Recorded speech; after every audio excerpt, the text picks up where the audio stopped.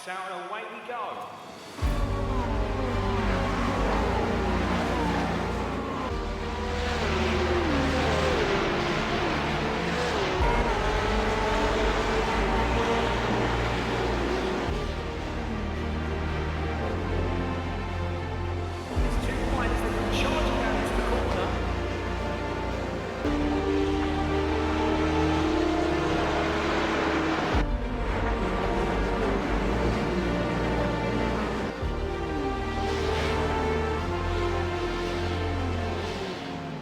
Oh my goodness!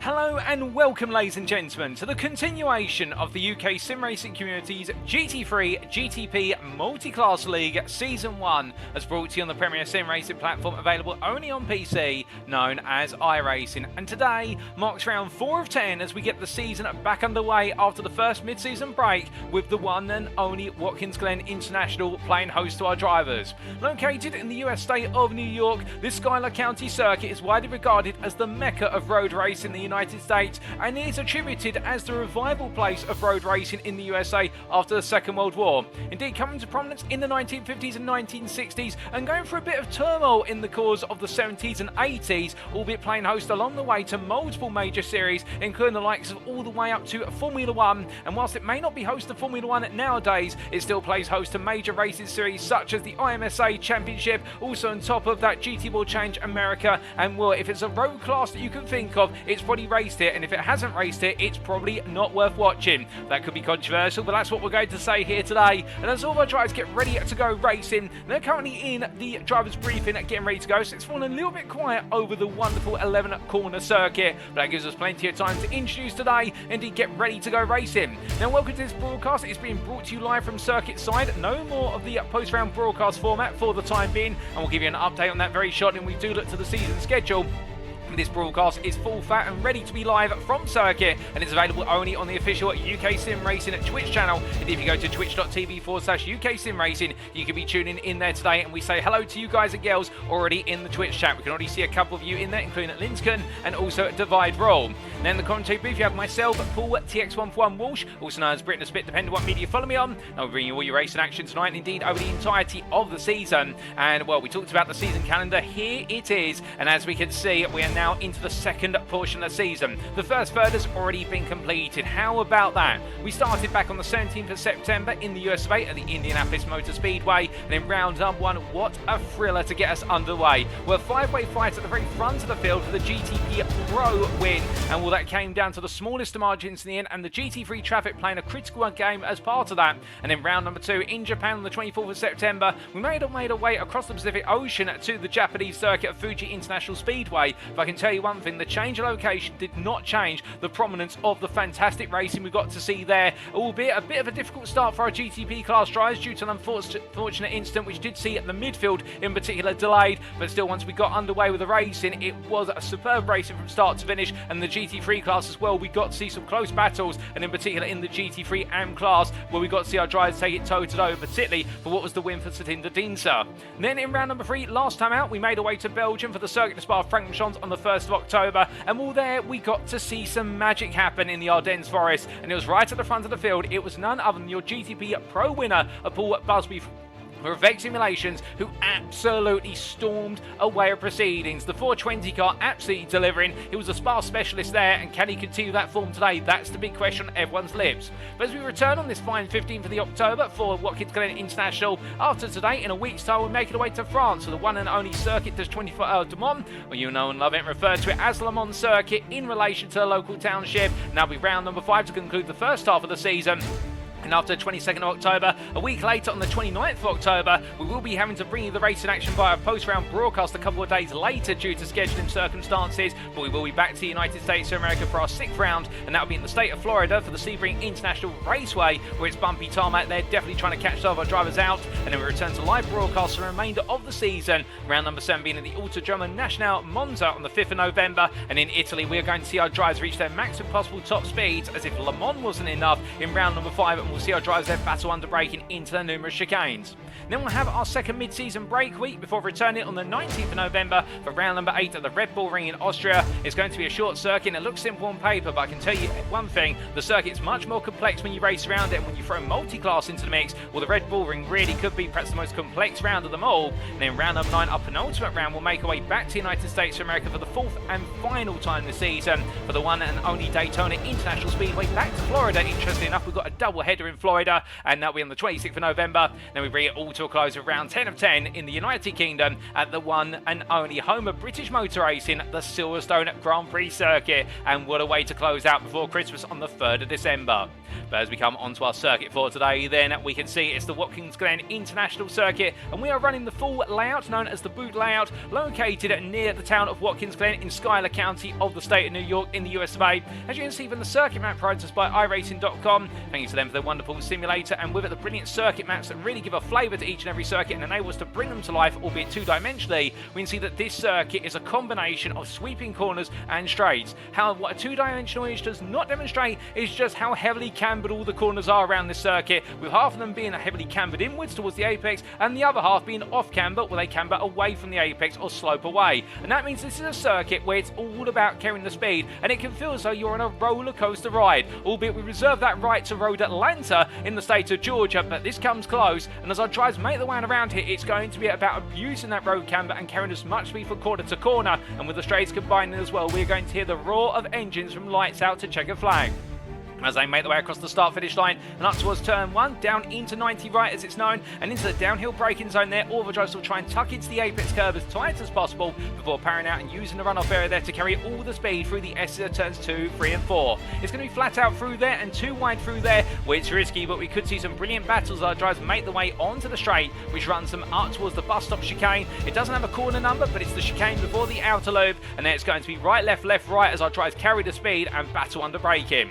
Then they'll make their way into the outer loop at turn number 5, the downhill sweeping right-hander, where it starts off cambered and then ends up being off cambered by the end of the road, and then they'll look to carry the speed as they make their way downhill into chute corner at turn number 6. Then going into the boot section of the circuit, the extension, if you will, of the original Cup circuit, which would see our drivers loop back from turn 5 on towards the straight for turn number 9. Instead, they'll make their way down towards turn number 6, another off-camber corner, which is about a late apex, and you've got to be brave under braking. And then coming up towards turn number 7, toe corner at turn 7, a wonderful corner. So steep is it at the apex that drivers will be getting back on the power before they even hit the apex curve. And as they make their way out the corner, it'll be a flat-out run down the back straight in towards turn number 8 at hill corner. And as they come through the right-hander, we can see plenty of overtaking opportunities there, before they make their way uphill in towards turn number 9, returning onto the original Cup course layout, and through the left-hander uphill, where a road surface transition as well is one that can catch out many a driver with that blind apex and the road surface transition, bumping the car around as they try to put the throttle back on. And as they make their way out of turn number 9, it's into the final two corners at 10 and 11. The sweep in there followed up by the tighter right of 11, and well, there it's all going to be about direction change, and on the exit 11, avoiding hitting the exit wall. You want to carry as much speed onto the start finish straight to do it all over again, but carry too much speed and you may find your race ending in tears before you could go on to the next lap. As our drivers get themselves set for today, let's give you a quick reminder of the rules, because we can't go racing without rules. Car setup wise, drivers are permitted to change the car before round 4 with 25% points deduction penalty, so that does mean that as of this round, the cars that you see our drivers running on circuit, they will be locked into for the remainder of the season. I haven't been informed of any car changes for any of our drivers, ladies and gentlemen, so therefore we're going to be expecting all our drivers to be in the same cars that you've seen them in the last 3 rounds. However, if anybody does decide to switch, they will be picking up that penalty, and this is the last chance saloon, if you will. And car fuel load wise, other than the fact it's an open setup series, they are restricted on their fuel tanks to 100% for the GTP class and 70% for the GT3 class. Qualifying wise, an open qualifying format shall be used, lasting 30 minutes, and split into 2 equal halves. The first half will see the GTP class out on circuit, our faster of our 2 classes, the Grand Tour prototypes, and the second 15 minutes shall be for the GT3 class, or the Grand Tour 3 class, not prototypes, race cars based off of road cars. And then in terms of going out in qualifying, our drivers have been informed that they may not reset to the pit lane during the session, and if they do, they shall no longer be permitted to take part in qualifying. And if they do continue to take part in qualifying, then they will be required to slow down at the start of the race and let the rest of the field on through and start from the back of the pack. So therefore, our drivers, if they do decide to come into the pits, they must do it naturally coming through the pit lane, not by taking themselves off circuit and being towed back to the pits.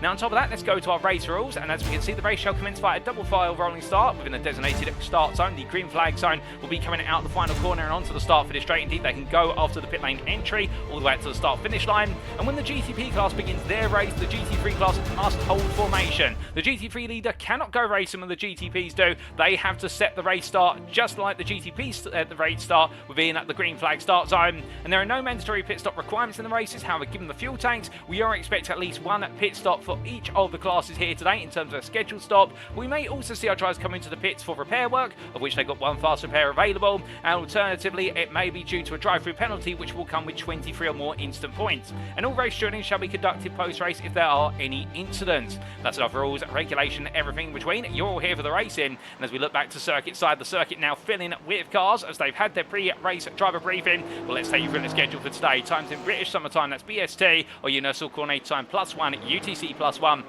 And as we can see, in approximately 4 minutes time, we'll be going into our qualifying session, and it's going to be a fast and furious qualifying session. All of our drivers will be looking to go for outright pole position for the simple reason here, overtaking is highly possible, and whether you can take pole and break away early doors in this race, you may just be able to hold on for the win. So that'll be 30 minutes at 8 o'clock this evening, and then after which we'll make our way straight to the grid for our one and only race on the schedule today. It'll be the 60-minute feature race, and that will be at 8:30. But it's a wonderful day here in New York. 29 degrees ambient temperature, centigrade that is, and 35 degrees, and not ambient temperature, I should say, track temperature. It's a hot circuit, it's a hot day, but it's also clear skies with very little cloud out there, albeit we have some partial cloud on the radar, but it's not going to have too much of an impact, and therefore this circuit is going to become boiling. And with that, could we see some Drivers' Championship campaigns reach an early boiling point? Well, only time will tell. But I can tell you one thing, ladies and gentlemen, one driver right now who hasn't hit a boiling point, and he's absolutely calm and collected and as cool as a cucumber.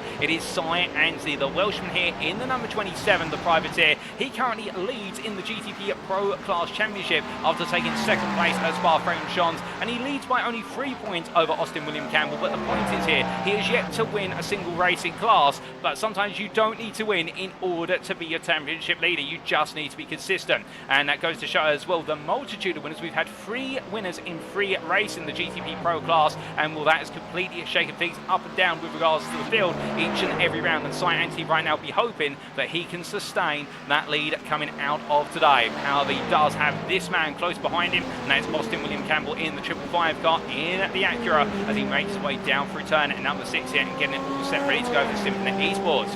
Now, looking from them to the GTP AM class, we do have a change of driver in the class, in the fact that your championship leader coming out of the last round, who was Sam Sherwood, given his dominant performances in rounds 2 and 3, he has been promoted to what is the GTP Pro class. So therefore, Sherwood will be running a GTP with the red banners on the car, particularly the door cards, which will tell you that he's in at the Pro class. So that does mean when all is adjusted, it is now Rob Armstrong who leads the way in the GTP AM class. We're just trying to see if he's out on circuit currently, but I don't think he is, Rob Armstrong. So therefore, this could really be an open door opportunity today to see drivers that make a major impression. And will one driver in particular who will be looking to do that? He's parked up in the pit lane right now. It's Empire Motorsports' Billy Bob Ray. He's currently second place in the class, only a point off of Rob Armstrong, the championship leader. And why is it a special day today for Billy Bob Ray in particular? Well, I'm pleased to tell you, ladies and gentlemen, the reason why it is a special day is it's because it's his birthday. And indeed, he's got home from being out. I believe he's been working on his birthday. He literally only got home about 20 to 30 minutes ago. He's parked up, jumped immediately in the simulator, and well, what a way to spend your birthday, working and then going league racing.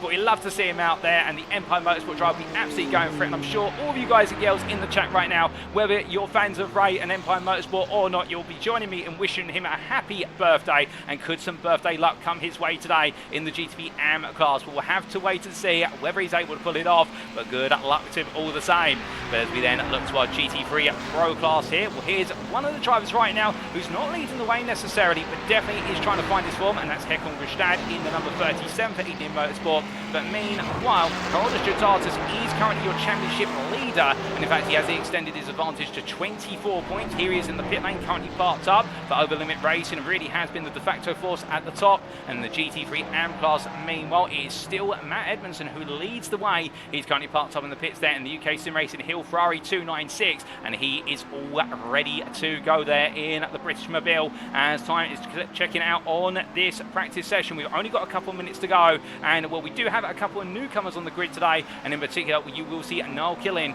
on the grid. I believe he's parked up here, and there he is in the Muriel.io 193 car, getting all set and ready to go there, and we wish him all the best on his debut in the GT3 AM class.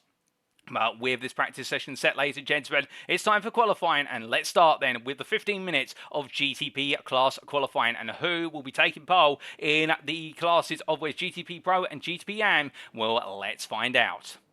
For as all of our drivers begin to make their way immediately out of the pit lane here, and Alex Silva, Tiki Simsport Copper, one of the first out. He's got a car in front of him. I do believe that is Joshua G. Wilson, and we're very pleased to say, ladies and gentlemen, that the Effect Simulations driver from Sweden, after the unfortunate retirement in rounds 2 and 3 due to technical issues, and when we did mention earlier about the major incident at the start line at Fuji, Joshua Wilson was right at the epicentre of that, given the fact his throttle pedal was held wide open when we went green flag racing, or just before we did, so it led to a major shunt between him and a number of drivers. And we should reiterate, at the end of the day, the stewards did deem that it was not his fault, in terms of the fact that whilst his car was at fault for the incident, there was no malicious intent from Wilson to cause the incident, and therefore it has been treated as an exceptional circumstance. And I'm pleased to say, from catching up with Wilson in the build-up to tonight, after what was the technical difficulties of round 3, resurfacing from round 2, he has changed his equipment, he's all ready to go, and we look forward to seeing Wilson on fine form today. Because I can tell you one thing, ladies and gentlemen, the 191 driver here for Effect Simulations, he really has been one of those drivers who's just not had the luck go his way, and I would imagine that if luck goes his way today, he could become our 4th winner in the GTP Pro class. I'm putting it out there, he is definitely going to be looking to be one of our winners today, because he has shown a sensational pace all season so far, and he's only been held back by circumstances well outside of his remit. As he gets ready to go, we do also look to Jofford Hitchin, another very strong driver, as he gets himself set and ready. And well, the Symphony Esports driver also looking for his first win of the season in the 21. Had a bit of difficulty at Spa last time, and the fact things did not quite go his way, even though in the early stage of the race it definitely looked as though he was on fine form for a podium, and it didn't quite materialise, I think, the way he wanted it for that P2. In the end, not quite finishing it there, but instead finishing in, what was it, if I just double check my notes here, well, in the end for Hitchin it was a P3, albeit with a significant post-race penalty applied, and therefore losing some key points. So he did take the P3, but it wasn't to be his day at Spa, and hopefully today things will be better for him, as those penalties do very quickly rack up, of course, with all the minus points that our drivers do receive. And we'll give you an update on the standings after today, of course, with a provisional update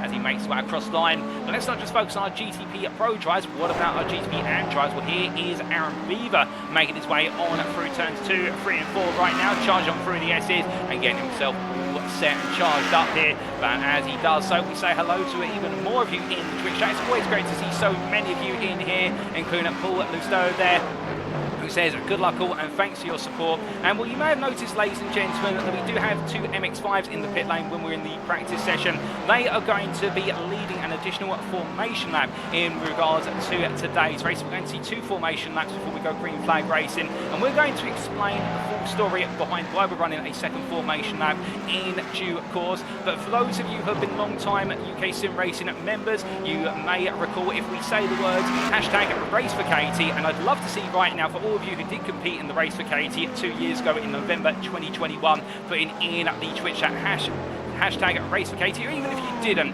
feel free to pop it in there and we will explain the full story when we do go on to our formation laps for today, as it is a very special occasion and we should take a certain point of today's broadcast in order to explain the full story there.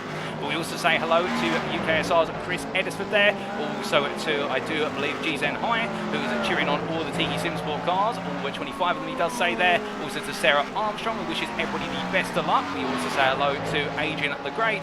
Also there to Medmo or Matt Edwardson. He's currently sat in the pit lane, I think looking at his phone whilst he's getting ready to go because he's in the GT3 class. We also do say hello there to Billy Bob, well, in fact we've already said hello to Billy Bob 55, who says he's going to be on best behaviour after Spa last week. We also do say hello there to, I believe, in fact I think we've covered everyone. In fact we haven't quite covered everyone because there's Anstis96 there who's wishing everyone the best of luck as well. And if we haven't caught you in the Twitch chat, we do apologise. And if you haven't said hello in the Twitch chat, don't be shy, feel free to say hi. We don't bite here at UK Sim Racing, I can promise you that. I see one driver right now who is definitely going to be biting. He's going to be chomping at the bit today to try and have a better day because he was looking very good on his debut at Spa-Francorchamps 2 weeks ago, but it didn't quite work out in his favour. It is this man, Salvatore Guariento, in the Porsche 963, the sole 963 on the grid here in the GTP AM class. And what could have been a top 5 finish in the class in the end was a middling top 10 performance after an instant between himself and I do believe it was Billy Bob Ray. The two of them having to come in together early on in the stages of the race, and well, it was disaster in the end for Guariento, but still he'll be looking to try and come back a bit stronger today, knowing that he's still got plenty more rounds to go, and one round does not shape a championship. It may shape a championship battle, but it doesn't shape what you can do to control where you finish come the end of the season. As he makes his way on around, we also say hello there to Grizzly Joe Ray and also to Roxanne Marshall. And well, as our drivers make their way on around here, we also do look to Brandon Hay, currently provisional pole sitter in the GTP AM class. Looking good so far is the Acura driver, and as he makes his way through so close to the wall there, you can just see literally a hair's width between him and the wall as he charges on to another lap and he goes on for attack here. We're going to stay with him as he makes his way around from the third person perspective to give you a feel for just how much speed he's carrying from corner to corner as he charges his way up the hill through the S's. And what does it take to have a good qualifying lap at Watkins Glen? Well, let's talk a little bit about the setup of the car firstly. This is a circuit where, despite the fact it's about high speed and carrying speed, it is a circuit where you want quite a bit of downforce because the speed is made or lost primarily in the corners around here. If you can carry 2 to 3 miles an hour more than your rivals through each and every corner around here, you are going to gain immensely when the car comes charging out into the straights. And the only straight where less rear wing will be noticeable is on the run through the S's and up on towards the bus stop chicane. But beyond that, if you can carry the speed out the corners, you will gain that advantage. We see there a near miss of Brandon Hay almost going onto the back there. Oh, but what was one of the other drivers? I think that was Aaron Beaver going a bit slowly, and Hayes having to back off immediately there after what has been a lap that's been aborted. But meanwhile, well, cut away from him. Look to Billy Bob Ray as he piles his way out of the final corner. So it's all about the maximising your downforce potential here, and then as a driver knowing how far you could go, how close you can get to the walls and how high you can ride the curves. This is also a circuit where you want to push those track limits to the absolute maximum, and in doing so, when you put it all together, you can come out on top. But meanwhile, as he makes his way on around, we do look to none other than Joe Newman, who heads across the timeline, and we jump on board here for a flying lap with Joe Newman. It's made his way down towards turn number 1, breaking at the 100-yard board there, and 200-yard board, we should say, coming out of turn number 1, and up the hill he goes flat out here, all the way up the hill through turns 2, 3 and 4, in the S's full commitment, full battery deployment here, as he makes his way out through the speed, building up to an excess of 175 miles an hour, as he spits his way out of turn 4, heads up towards the bus stop chicane, he looks to his left-hand side for his brake marker, braking at what will be the 200-yard board, down 2 gears, in 5th gear, carrying the speed on through, and rolling through into the outer loop, gets nice and tight, nice and early here, down to 4th gear, tucking up to 5th gear, get the power full on, let the car roll out, now over to the right-hand side for the drop into chute, braking as late as possible, braking about 250 yards from corner apex, very late apex, 4th gear as he carries through, and now up toward toe corner at turn number 7, bring the car to the left-hand side, look for the 100-yard board, brake just before it, 120 yards from corner apex, and down to 3rd gear, a little bit of power oversteer there as he tries to get greedy with the throttle, but you've got to be greedy to get it good, and as he makes his way up towards turn number 8, now heading in towards hill corner, braking at about 150 yards from corner apex, down to 3rd gear, brings it through the right-hander, uses the runoff area there to help settle the car and build the speed, and uphill now into turn number 9, brakes as late as possible, 3rd gear, got to be sensitive on that throttle, you can see the car wanting to bite on the rear end with the road surface change, he tries to feed the throttle in, and now in to the final 2 corners for turn number 10, just lifts off the throttle 5th gear, and in fact comes into the pit lane here, does Newman, not happy with that lap and not happy with something on the car, so he decides to make his way in and get ready to go once again, but that was almost a complete lap with Joe Newman there for Empire Motorsport, and what a lap it could have been, but he's not happy with the car. Meanwhile, Brandon Hay goes purple in both subsector 1 and subsector 5 in the GTP AM class, and that's a new fastest lap of the class, a 28.005. And Brandon Hay for Newbridge Esports absolutely on the full attack as they make the way up the hill. And as he does so, we say hello there with a Mole avatar in the Twitch chat to Ryan Moles himself. And as they charge away on through the S's here, well, we can see meanwhile Alistair Kirk, or Ali Kirk as he's known, we briefly lose him and he rematerializes from the ether. He makes his way there through turn 10 in towards 11 and going on through the right hander. Right now the Empire Motorsport driver looking to try and go a bit faster compared to his previous best. So what's he going to be able to do here? As John Doble's just gone P5 in GTP AM. It's been some time since we've seen that Doble on the grid. Good to see him back and in full attack mode in the GTP AM class. But as we do see Kirk coming out to turn number 1, not an improving lap that time around, but he's still got a bit more to go in this GTP qualifying session as he makes his way up the hill through turns 2, 3 and 4, charging his way on through the corners here and getting himself all comfortably set on towards the back straight. And as he charges his way on down now, well, they're trying to make sure he picks up the right space on circuit, not to be impeded by any other drivers. And slipstream around here, it can be quite powerful, but do you really want to pick up slipstream while these GTP class cars? The answer is only really on that run out of the S's up towards the bus stop chicane. And you can perhaps synchronise that with a teammate, albeit your teammate's going to have to sacrifice at least 1 lap to do so in 2 minutes of the qualifying session. Given the lap time around here for our GTP drivers, it's just shy of 1.5 minutes, just under it in fact. But then again, I think most of our drivers here opt in to go for a clear air lap, and it's noticeable in the fact with the clear air and the lack of dirty on the front of the car, you can maximise that downforce. And these GTP class cars, whilst they are prototypes and they definitely look very futuristic, they don't have as much downforce as say an LMP2 car has, and therefore that actually makes these cars very interesting to drive in the fact that you have to try and maximise your usage of downforce, begin the fact where you have no anti-lock braking system on these cars, no ABS, therefore you've got to brake as late as possible, but you've also got to do your own manual anti-lock braking in terms of making sure not to brake too hard initially in the braking phase, but smooth the brakes on and then maximise as you're about to hit the corner apex and then roll the brakes and bring the throttle in. It's a complex procedure, and balancing that plus also all the speed you need to carry from corner to corner, well, 2 and 2 goes together, it makes 4, and in these cars it is quite the complex mathematical equation if you want to achieve perfection. But as Alistair Kirk makes way through, no improvement that time around, but we look to Rudy Witzlam as he heads out the corner, and right now the Racing Lab Esports driver heads to the line, currently P6 in GTP AM, improves at the start and the end of the lap. Can he find a way to improve overall? No, he cannot, but meanwhile Rob Armstrong moves up the P7 and current driver leading the championship here. Well, right now Armstrong at 29.943 and finds himself 2 seconds of the Hayes pole time in the GTP AM class. It's a different day for Rob Armstrong so far, and I think he'll feel as though he needs a bit more out there if he wants to be even close, as Guariento moves up to P7 now on 29.689, so it's definitely looking as though here Armstrong is up against it. Meanwhile, got a car off there just in front. That's really a Witzland who's got it very, very wrong coming on through the chicane. Now, what exactly's happened to a Witzland? He's the first driver to really fall foul the bus stop chicane that we've seen. Well, here is a replay.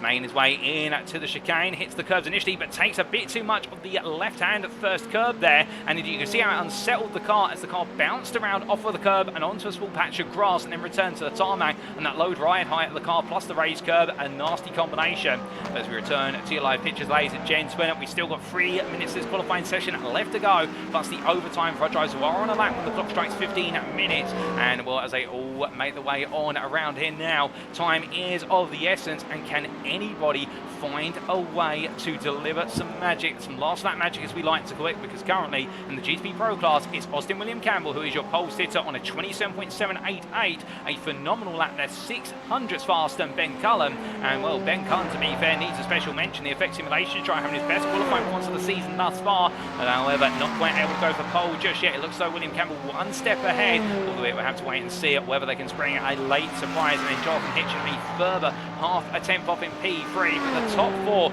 in the GTP Pro qualifying session, the top 4 overall as well, as we show you those overall standings on the left hand side of your screen. It's all GTP qualifying laps there. Ryan Davis has not got a lap on board, I believe, in the pit lane here, and well, when we go now on to the circuit due to circumstances, we quite got a beat as to the reason for that. But as the drivers get themselves set up here, that top 18, and well, we can see our leading GTP AM driver, Darren Norquette, P5. And I've been hearing rumours down the paddock, a lot of drivers have been worrying about Norquette in a positive way, arguably for us as viewers, ladies and gentlemen, because Norquette has been looking very fast in practice all weak from what we've been hearing, and that's articulated here. He is currently 3 thousandths faster than Brandon Hay in the battle for that third row of the overall grid and the battle for GTP and pole. But as we look back to those class standings, a bit of smoke up there, and that is why the Empire Motorsport cars is pointing the wrong way. I believe that might have been the car, unless I'm very much mistaken, of Joe Newman that's got it wrong at turn number 9. Very easy to get turn 9 wrong. It's perhaps the hardest corner on the circuit in terms of knowing when to brake, and particularly in the GTP car when you've got no anti-lock braking system. And as they make the way through turn 10 into 11 here, well, Newman right now, he's going to come into the pits. That's going to be his qualifying session done and dusty. He will not get another lap in here, no matter what magic the team could pull. He's got the thing called inevitable time to make his way down towards his pit box on the pit limiter, and well, as he makes his way in to the pit box right now, it has been a difficult one for Newman, and that will be his qualifying session done.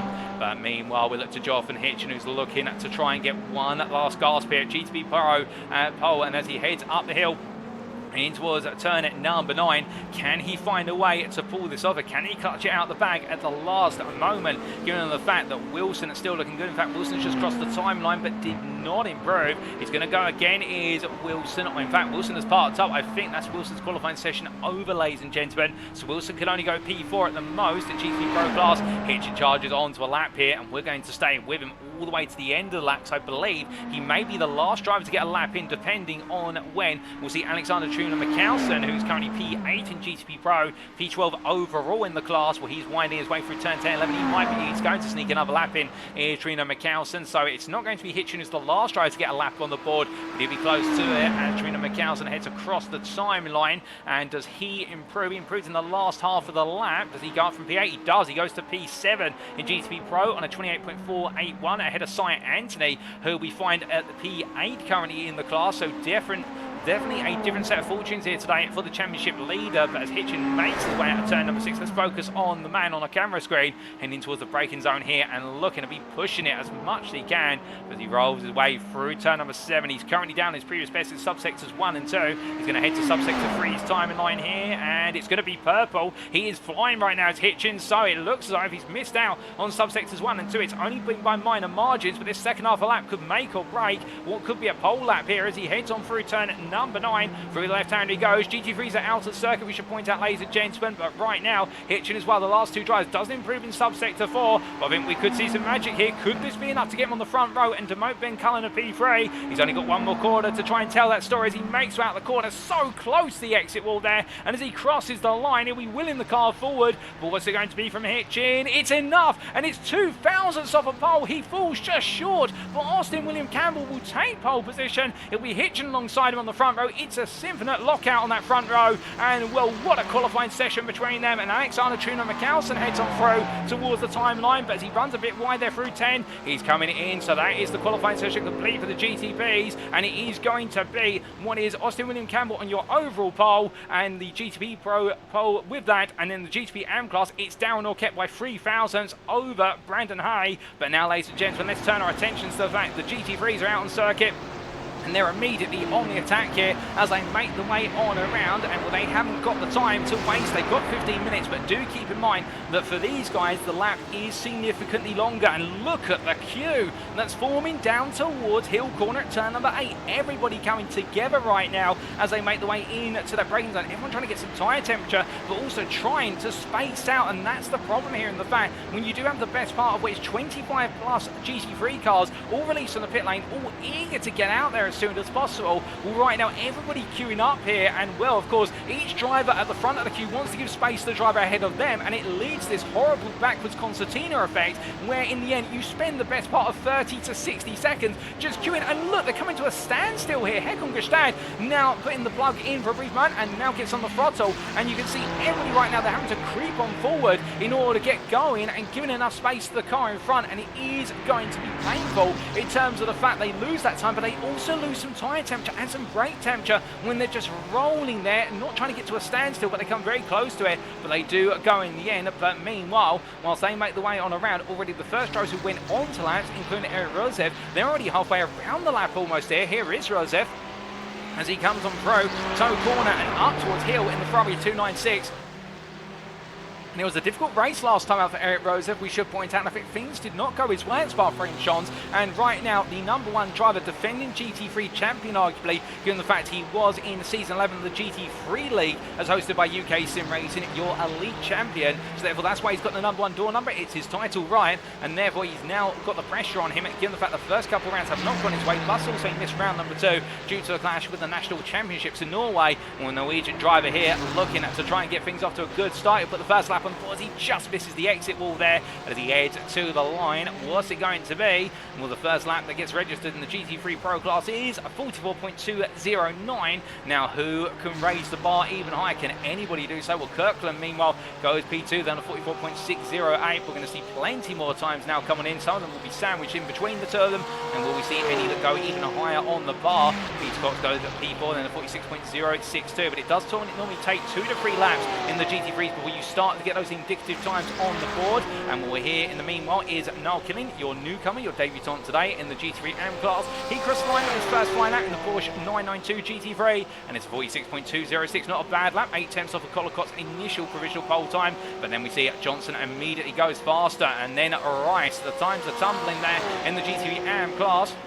And I think we're going to see plenty more time shuffling before all is said and done in the remaining 11 minutes of this qualifying session. And Satinder Deansa immediately going even faster in the BMW M4. And we think this is the car that could go very strongly here today, the BMW M4. It is the straight line speed machine, and also it does quite well in the corners. Plus, it has stability over raised curves, and at the bus stop chicane, that will make this car invaluable in terms of speed it can carry on through that. It doesn't have the natural rotation compared to the mid-engine rear-wheel drive cars such as the Ferraris, or alternatively the Porsche 992s, but the thing about this BMW is it can just take those curves much more comfortably, even though it's front engine rear wheel drive, and therefore it will feel a little bit better when it goes into the next corner approach. As they come roaring on down, it's great to see so many of you there stating in the Twitch chat, the hashtag #RaceForKatie, and more on that story coming up after this qualifying session is complete, ladies and gentlemen. But as we do see it, Satinder Deansa making his way out of turn number 6 and in towards 7. Well, right now the fastest GT3 driver out there is Holders Tritatus, as we do say hello to Matty Wild there in the Twitch chat. And well, right now Tritatus, the Lithuanian driver from Over Limit Racing, definitely has been pushed to his limit so far in the opening 3 rounds. Car going a bit wrong there. That's one of the ARA Summaries cars. I believe that might be Mark Collicott who's got it very wrong. Coming out of turn number 10, gets the car off of the racing line and just stops it in time as he flicks it round. Well, that's a very controlled flick there. He's going to bring that into the pits because those tyres are definitely now going to need to cool down. He may have even put quite a few flat spots on them as he makes his way on through. While we take a look back to what exactly happened to Mark Collicott.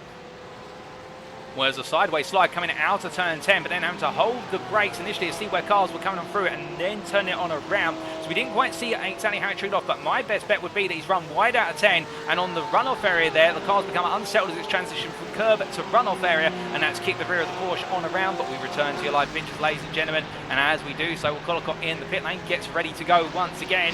But meanwhile, new name at the top of the GT3 standings is GT3 Pro Provisional Pole Sitter Hakon Kristad, and right now, well, the number 37 driver here in the Ferrari 296 for EDM Motorsports is starting to build momentum. He is only 200 faster than Tritatus, but with his 200s or a single thousandth, that is going to be invaluable here. It's the finest margins which we'll see drivers take pole. We've seen that all season thus far, and as he rolls his way off through the bus stop chicane and into the outer loop corner, the long right hand, he's got the toe of one of the cars in front in there, another one of the Ferraris. We're trying to discern which one it is. That's the number 8 car of Old Duty Cars, and I do believe that's Daniel Page just in front. Indeed, there we can confirm the GT3 Pro drivers. We look to now the focus of our cameraman's attention, and as we head in towards the braking zone here for turn number 7. Well, right now the Ferrari driver currently P12, 1.8 seconds off of Kristad's provisional pole time, and still trying to find even more time in the car. As we do say hello, they're also in the Twitch chat to JW26012,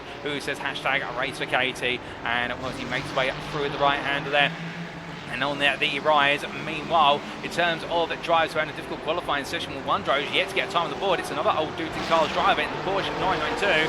It is none other than Marvin Cruz, who right now currently P14 unclassified in the GT3 Pro class, but he is on, I believe, an outlap here, and therefore will be getting his first time in next time around, but he makes his way up towards the timing line shortly, albeit via turn 9. He's got the Roxy Mobile just in front of him, the GT3 AM class machine of what is, I believe, well, it's not Thomas Barjac, it's the sister car. I'm not quite sure who's in it, it does escape my memory, but here is the Rexy Mobile, and Thomas Barjac, their P11 in the GT3 AM class right now is the privateer, and just on a warm-up lap, getting ready to go, and let's Edmondson on through for UK Sim Racing Hill as he makes his way on around. Meanwhile, in terms of bringing an on-board lap with one of our drivers, in terms of taking you around here in a GT3 class machine, I think it's only appropriate. We do have a couple of drivers getting themselves ready to go on to their next lap, and well, in particular, we are going to try and get you on board very shortly with James Conley in the Ferrari 296 GT3 as he makes his way on through here. In fact, I think he's going to come into the pit lane, so we're not going to be getting you on board with James Conley, unfortunately,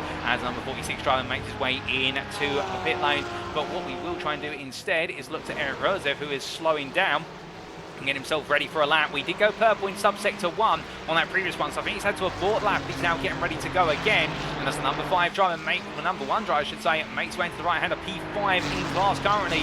Let's jump on board and head around for a flying lap of Watkins Glen International, is brought to you by Eric Rosev. So as the racing lap esports driver makes his way down towards turn 1, looks to his left-hand side, and braking there about 180 yards from corner apex, down to third gear, early point towards the apex, lets the car run wide and carries the throttle up the hill, now flat out all the way through the S's, turns it nice and early, tucks the car into the camber of the road as he now lets it guide him uphill through turn number 3, flat out still as he heads in towards turn number 4 now, and just gradually let the car drift over to the left-hand side here, no more steering lock applied, just let the road surface carry the car, and heading up towards the bus stop chicane, heading up to 160 miles an hour as he brakes at the 200-yard board, trail braking down a 4th gear, joins the dots between the apexes, absolutely seamless, and now in to outer loop at turn number 5. Drops the gear to 3rd gear, tucks it nice and tight to the apex curve, and back up to 4th nice and early so he can get the powerful throttle down, and then up towards turn number 6, onto the brakes here, in the bump in the road, and coming down there, nice light apex, down to 3rd gear, hugs the apex at 88 miles an hour, and back on the throttle, runs it out there to the exit curve, and over to the left-hand side here for turn number 7, braking at 110 yards, down to 3rd gear, let it come to the apex gradually, and then feed the throttle back in, gets a little bit aggressive on the throttle there, but just about makes the exit, using the runoff space available, and now heading up towards turn number 8.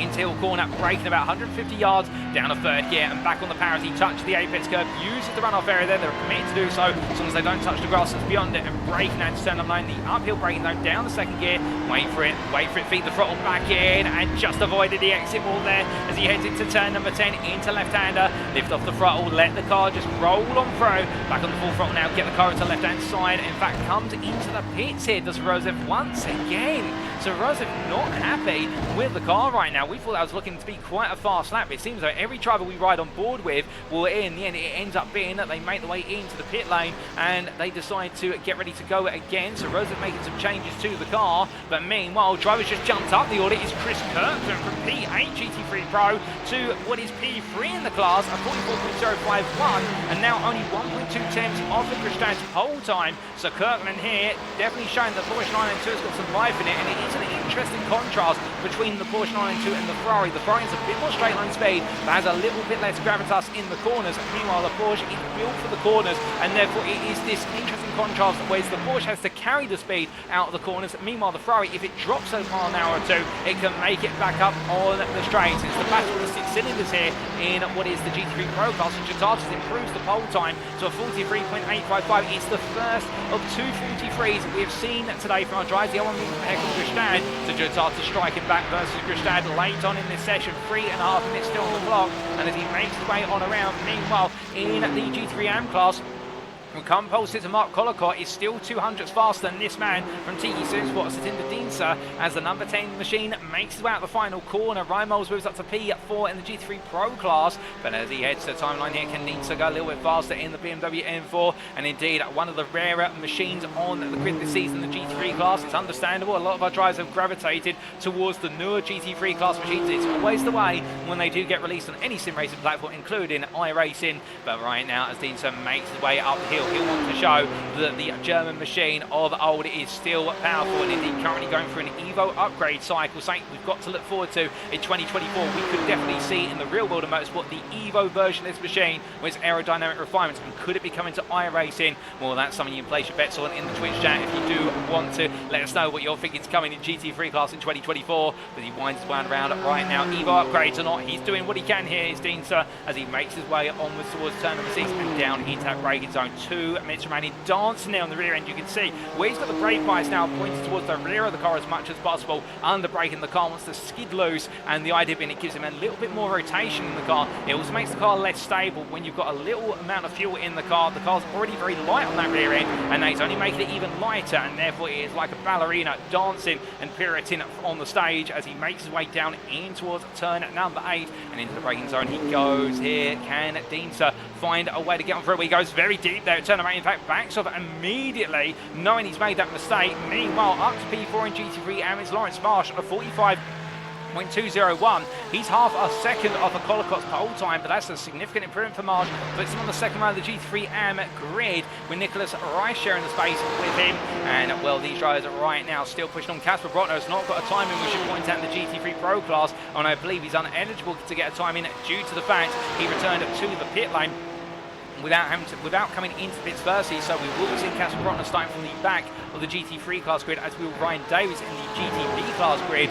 But meanwhile, now a minute on the clock, and we've got some drivers in the pit lane. Herodas Jatatas in the pits. Meanwhile, Hekon Gristan getting set for one final attack lap here. He's currently making his way up through turn number 7. That's a toe corner. So Gristan, he's got the time. He can take his time a little bit as he makes his way onwards towards turn number 8. And we say hello there to my guy, Sai, or Sai Anthony in the Twitch chat, who's watching right now to see how the GT3 is going, having already done the qualifying in the GTP class. And well, as we see Gristan coming up the hill, 30 seconds left on the clock. He will squeeze in that one last overtime lap as he makes his way on through at the left-hander here and up towards turn number 10. We see a car going slowly, I believe.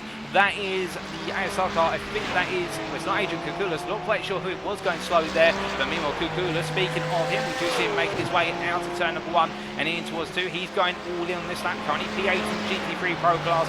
So definitely quite a few drives here today. We've got some regulars at the front of the field in both the Pro and Am categories.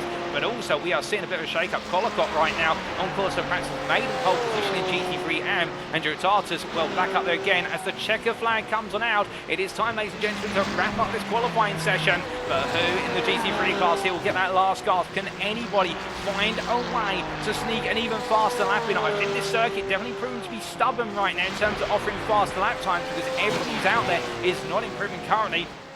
As Darren Sharples makes his way down towards toe corner here, and well, as Daz, he's known to friends, in the 777 rolls his way uphill through the right-hander, not quite using all the road width there, perhaps not having the confidence to carry as much speed anymore. But meanwhile, as he heads down towards turn number 8, we do have Collicott making his way into the final corner, and is Collicott on a cooldown? He is indeed coming into the pit lane, so he's not going to try and improve any further.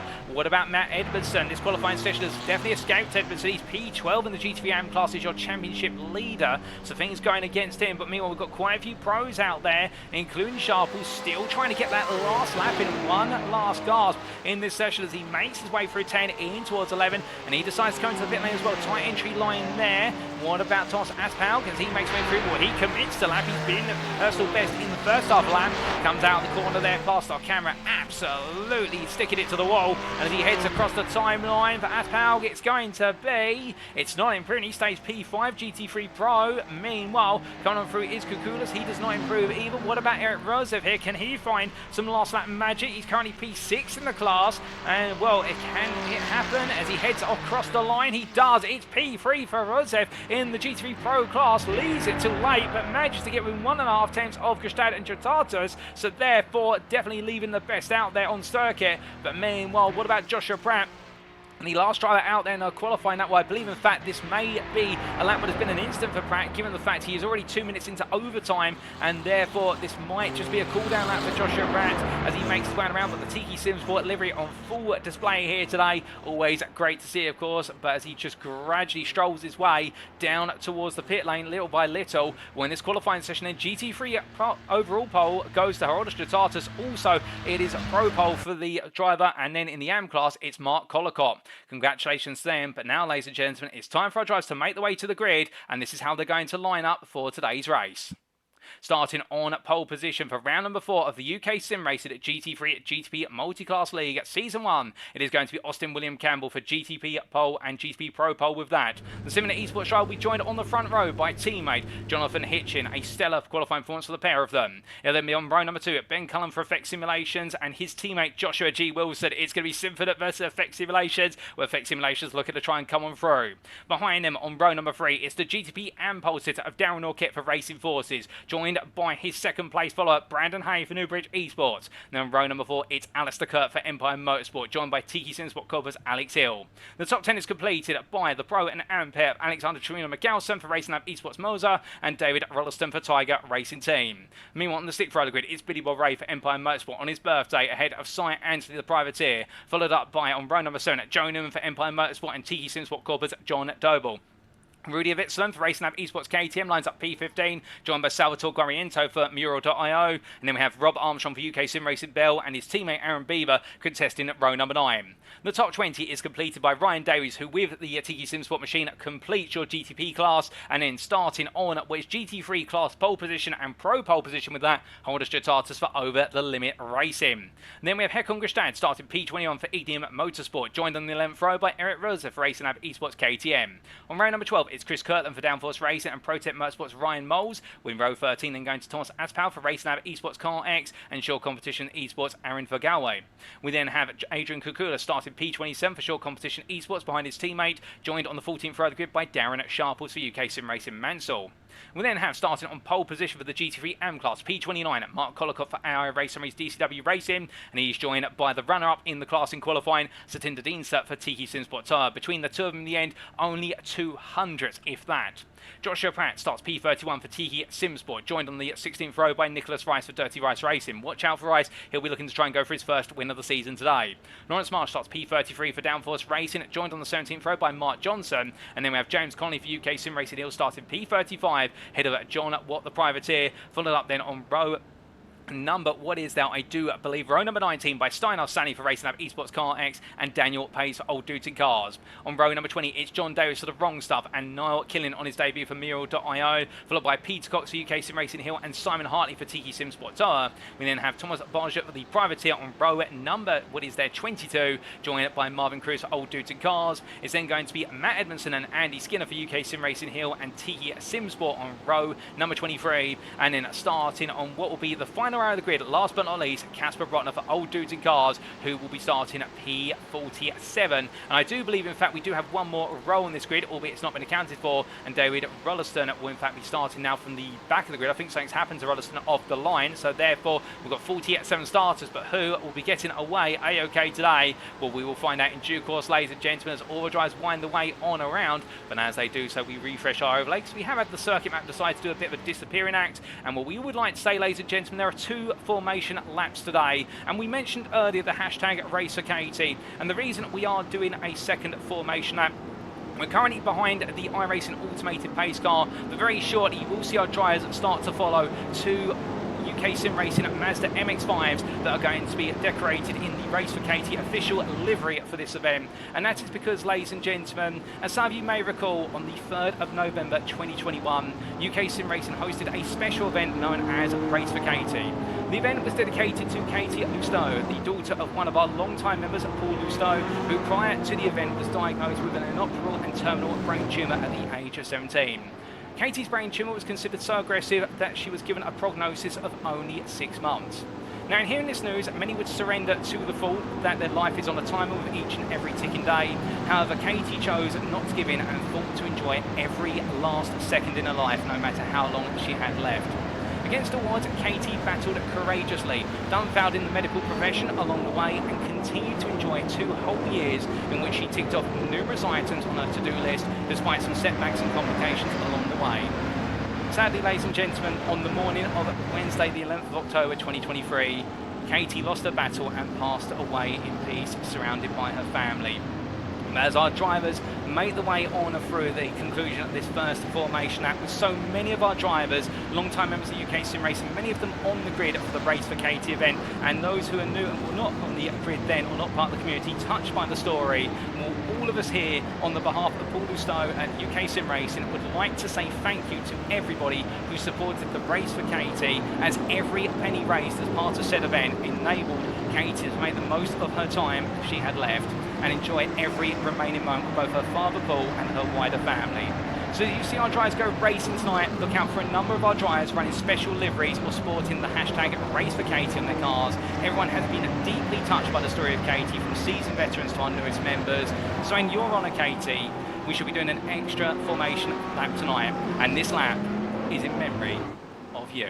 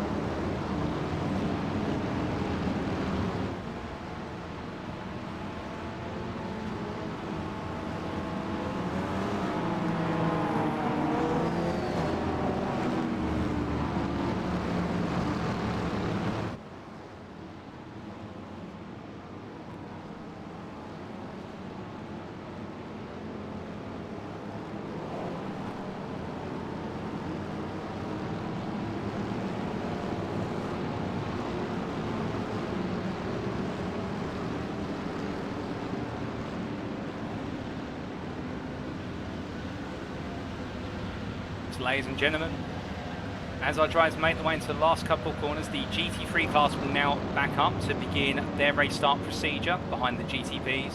But always here at UK Sim Racing, Paul, if you're watching right now, we're here for you, and we are all racing for Katie forever and always. And our GTP drivers now make the way out of the last couple of corners. The pace cars will pull away, and Jonathan Hitchin and Austin William Campbell, the Symphonet Esports pair, get ready to go green flag racing. And it'll be Austin William Campbell who makes his way through the final corner. Start zone coming up immediately on the exit of the final right-hander. And will he go immediately? Will he wait? Here we go, ladies and gentlemen. It is going to be what is 60 minutes of racing here at Watkins, Glen, and Campbell gets us underway as it's green flag racing here for round number 4, charging across line and immediately cuts to the outside here, coming off Hitchin as they break the way down to the opening corner. Side by side there, a little bit further back for Brandon Hay, looking to get the jump versus Ben Cullen. We've got an instant, and that's Sai Anthony going around and collecting with, I do believe, Alistair Kerr. It's a disaster for the pair of them. Car went wide as well. Further back, meanwhile, in the GT3 class, it's now going to get underway here for Aldous Jatatas, who leads the field to green flag racing, leaves it later in the day, but there he goes. They make the way free, and Hakon Gestad is immediately delayed on the start. He's caught caught out by it. And look at the Igni Motorsport car on the left-hand side as they enter the braking zone, having to battle hard here. Eric Rosev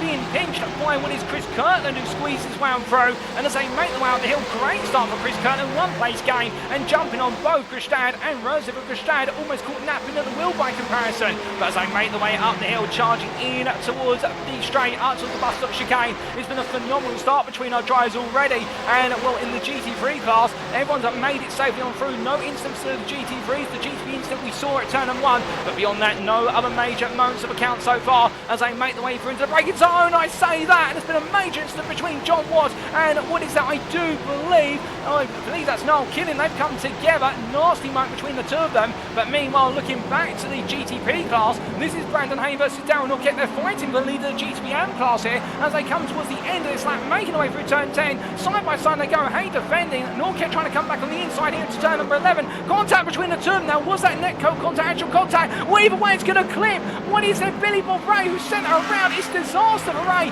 but he catches the car, somehow gets it pointed back in the right direction. 10 out of 10 for the recovery there for the Scotsman. I wouldn't be surprised that car is crabbing. Indeed it is, and that could be Ray's race at an end, only after one lap of racing here at Watkins Glen. And contact there with the Tiger Sim Racing machine with David Rolliston, who taps through it. It's a disastrous day for Ray and Rolliston already, but meanwhile, back at the front of the field, this is Jonathan Hitch under pressure, and Wilson loses the rear of the car, covering the bus stop chicane. You can see how it clattered down off of the apex, coming on through the bus stop chicane, the first two apexes, and the effect simulations driver having an absolute moment there, not to be done again for the simple reason I think he might be chomping at the bit there to just get the car pointed back in the right direction, and well recovered and held that man. But I can imagine right now that Wilson may be thinking, okay, I've got to settle this down.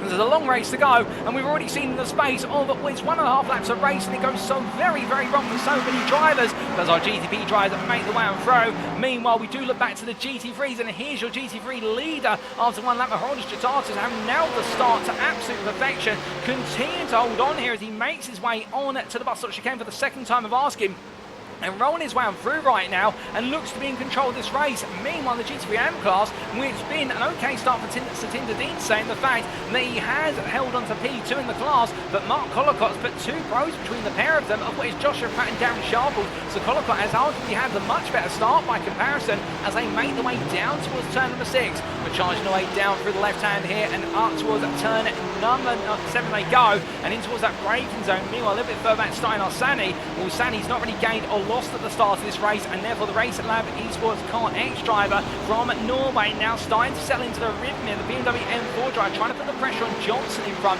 and Johnson losing one place in class at the start. Nicholas Rice has lost 2 places just in front, so therefore there has been some misfortune for Rice and Johnson, but other drivers now trying to capitalise. They make the way onto the next lap, but meanwhile, as they do, we look back to the GTPs, and that is Salvatore Guariento, the Italian, being passed there by Ryan Davis, who found his way through. Rob Armstrong and Aaron Beaver, well, these two UK Sim Racing Bell together, and well, almost trading paint between them as they made their way out of the bus stop chicane into Alta. Guariento going so slowly because of the fact Ryan Davis going all in on the move. Understandable, Davis wants to make the moves quickly because he is a pro, battling with the amps here. That's not where he wants to be, and now Armstrong's going to be on the offensive as we ride on board with the Briton making his way at Fruto Corner. Now getting on the power here, tucked in behind the Porsche 962, and we do know that this 962 is very strong in the corners. It lacks straight line speed prowess, but the Porsche does very well. Also, one of the weaknesses of the Porsche, and why so many have not gone with it for this season, is the fact that it does seem to be very aggressive on its tyres. But as they make the way in towards turn number 9, you can see that Guariento having to really balance the rear of the car there, and we're having to just manage that throttle, the rear wriggling around as he came through the road surface change, and onwards towards turn 10 they go. And Armstrong here in an absolute wall of dirty air as he makes way through turn number 11, gets a brilliant exit out the corner, but Guariento does enough in order to be able to stay out as they make their way down towards turn number 1, or does he? As they look about on the braking here, this is for third place in the GTP class. Armstrong of the aggressor as they make their way through, gets the better exit out of 90 right. Guariento there does not defend it into the S. He's going to try and hold it outside to inside all the way through, but will it work out for Guariento? As we can say, the but the Acura now starting to gain the leverage here, and that Porsche just does not have the straight line speed, it would seem, as they make their way through still side by side here. It's not over yet. Can Guariento hook it on the inside to outside line? Well, as they make the way through, he can't quite do it, and in the end, Armstrong will get this done and take P3 in the class. But as they make the way on down there, we look back to Aaron Beaver, who's now got the task of trying to find his way through as well. Ryan Darius had a poor run through the chicane, we should point out, and therefore has fallen back into the clutch. This group, he had an off track coming out of 4, well, not out of 4, out of the bus stop chicane going up towards outer loop, and that's why Darius is at the front of this group now. They've become a quartet rather than a trio, and Armstrong there takes a little look, but Davies, I think in the end, just holding his line, knowing that Armstrong sending the message, which is the next time we're this close, I'm going for it if you don't pull off. But as they make the way up towards turn number 8, meanwhile, we have had a change of lead in the GT3 AM class, and it is Stinder Dinsa who has taken the position for the lead off of Mark Collicott. But how exactly did it happen, I hear you ask? Well, here's a quick replay. As they made the way down for the right-hander here, I think Collicott going slowly. I think he's picked up an automated slowdown penalty for track limits at the bus stop chicane, and Dinsa just cruising on through there, where it's going to be one thing to make that pass look that easy, but I can tell you one thing, Collicott immediately back on the offensive as we return to your live racing pictures, and as I try to make the way up towards the bus stop chicane here, nose to tail, well, meanwhile, just behind James Connie now starting to get very close involved versus Lawrence Marsh, and Connie's gained 2 places since the start of this race in the AM class. Marsh has gained 1, so these guys both on the rise, and well, meanwhile Bryson Johnson's still behind, albeit they've now got John Doble between them and them as they make the way up towards turn number 6. Onto the brakes they go, and well, it's been a difficult start for many a driver, but right now for Conley it's been a great start, and he'll want this to continue. But meanwhile, Collicott getting close here as he heads into the braking zone for toe. I don't think he can quite find it as they make the way on through what is their turn number 7, and instead having to wait still. And again, you can see this Porsche, it's so fast out the corners, but as we jump on board and they make the way towards turn number 8, up the inside goes John Doble, the TE Sim Sport driver here, who is effectively a lap down, and will Dinsa there not want to lose any speed. I think the 2 TE Sim Sport drivers having to try and negotiate or barter their way in terms of how Doble's going to get through, but they managed to do it just about in the end. But the key point being that Collicott right now, for every mile now he carries out the corner, it's being countered by the miles per hour that the BMW M4 of Dinsa can put on as the race leaders in the GTP class now come on through. That was Austin William Campbell. Here's Jonathan Hitchin, and right now the Symphony Esports drive running 1 and 2, and they are running away with this. But speaking of running with things, they're side by side almost as they head on to the next lap, going on to lap number 6 into the braking zone, and as they come into the right-hander, Austin William Campbell will right now hold on by Hitchin. I think he's got other ideas. Now the 2 teammates, I think, will try to avoid fighting one another too much whilst they're in the traffic, but the point being here that right now I think Jonathan Hitchin very eager for that first win of the season, and he wants to turn around what's been a difficult opening 3 rounds, whereas Austin William Campbell, 2nd place in the championship and only a couple of points off of Cy Anthony. With Austin William Campbell takes the win in this race, he'll be leading the championship, and that'll be an advantage that will grow quite rapidly at the rate of knots he's carrying. But as they make the way through turn number 5, again, look, they're having to go around the outside there on the outer loop, which would be expected, but meanwhile, when it does mean the amount of racing real estate they have available to them is compromised, and William Campbell is really right now the bulldozer, if you will, who's got to create the space which Hitchin can just dive into each and every corner, and that is the challenger as race leader, and the fact you really do dictate where you come through the rest of the field in terms of those GT3s, and Hitchin's just staying there right now, glued to the back and saying, yeah, this is all good, just keep creating the path for us, and eventually when the time's right, I may just take the lead off of you as well. But meanwhile, that's John Doble locking up on the braking, and the car goes around there, front bumper off the car. I think he's had a knock to the wall, the TE Simsport corporate driver, and the Canadian has had a difficult day, go from disaster to disaster so far, and not the way he's willing to play towards that guy's in the tyre barrier. But meanwhile, we look back here to David Rulliston, who right now has got Cy Anthony behind, and well, Cy Anthony running a special livery today in honour of Race for Katie, and I think recreating the livery that he did run as part of the official event 2 years ago. And as he makes his way on through turn number 9 up towards 10 right now, the Welshman here definitely on a mission to try and find his way past Rulliston just for overall position. But Rulliston also digging in the Tiger Sim Racing drive, holding on, as meanwhile we're missing a front bumper and the whole front end of the car there, back on the stand. And I think about an instant start for this straight as well, loads of smoke up there. We've got lights flashing as well from Rice and a couple of other drivers. Well, it's absolute pandemonium down the start finish straight, and well, we're just trying to understand what exactly has happened. But meanwhile, whilst all this is playing out, Aldous Chatartis here has been passed to lead the GT3 Pro class by Chris Kirkland as they head up towards the bus stop chicane here. So therefore, Kirkland right now is starting to break away. Chatartis is missing a front bumper, so it looks as though there's even more drama going on, and it is literally in the space of lap to lap here where things are changing. And here is how the move was made for the lead by Chris Kirkland. was down the start finish straight. Chatasa's already missed the front bumper at that point in time. Side by side they went. And we see Darren Orkett getting ahead there on the braking. Curtin just up the inside, and Chataza, I think, with the damage on the front of the car, just not with the straight line speed. He looked for a turn here. Curtin comes across to cover it off, and the American having every right to do so as they made their way through the S's. Behind him, Eric Rosa just staying there. But you can see in the end that front bumper damage costing Chataza the speed, because he's getting close initially, and as soon as they hit top gear, that top speed is being limited by the aerodynamic damage. Return to your live pitch, ladies and gentlemen. Meanwhile, we come immediately back here to another trying to prey here on Chataza, and that's Eric Rosev, the Racing Lab Esports KTM drove, started P3 in the class. Right now trying to go for P2. He couldn't get it done in qualifying, and instead having to go all the way up towards turn at number 10 and looking for the move. And meanwhile, Thomas Asmau is only half a second off of these guys, so he's also trying to get involved in the mix. We have had an incident for Satinder Dinsa from what was at the time the top 3 of the GT3 AM class, and I believe in fact leading the class, and he has disappeared a long way down our time screens. I think he's dropped out to the top 10 in fact. We'll get an update on what exactly happened there very shortly. But meanwhile here, Rosev looking for that potential move as he comes out of 90 right and up the hill they go. Already 15 minutes into this race as they make their way on up the hill. We're currently on lap number 8. We are counting 1 lap off there, given the fact we did have the extra formation lap, which has bitten slightly into race time. But to be fair, all the drivers are appreciative of that, and knowing that they've been at racing for a high course today. And as Rosev looks to go around the outside here, we'll just ask to defend. Meanwhile, on the inside, it's going to be Rob Armstrong. It's going to be 3 wide, and Rosev not quite able to carry the speed. In fact, almost losing out there as they make the way on through. But as they roll the way off, gets very close between them, car running wide behind, and that is, I believe, Ryan Moles coming through with Alistair Kirk as well, trying to make the progress. The GTP that was running wide was Alistair Kirk in the Empire Motorsport car, and Moles just having to play safe rather than sorry there as they wind their way up towards turn number 7. But as they do so, meanwhile, we have an opportunity to take a look back at what happened to Satinder Dinsa, and here is the story.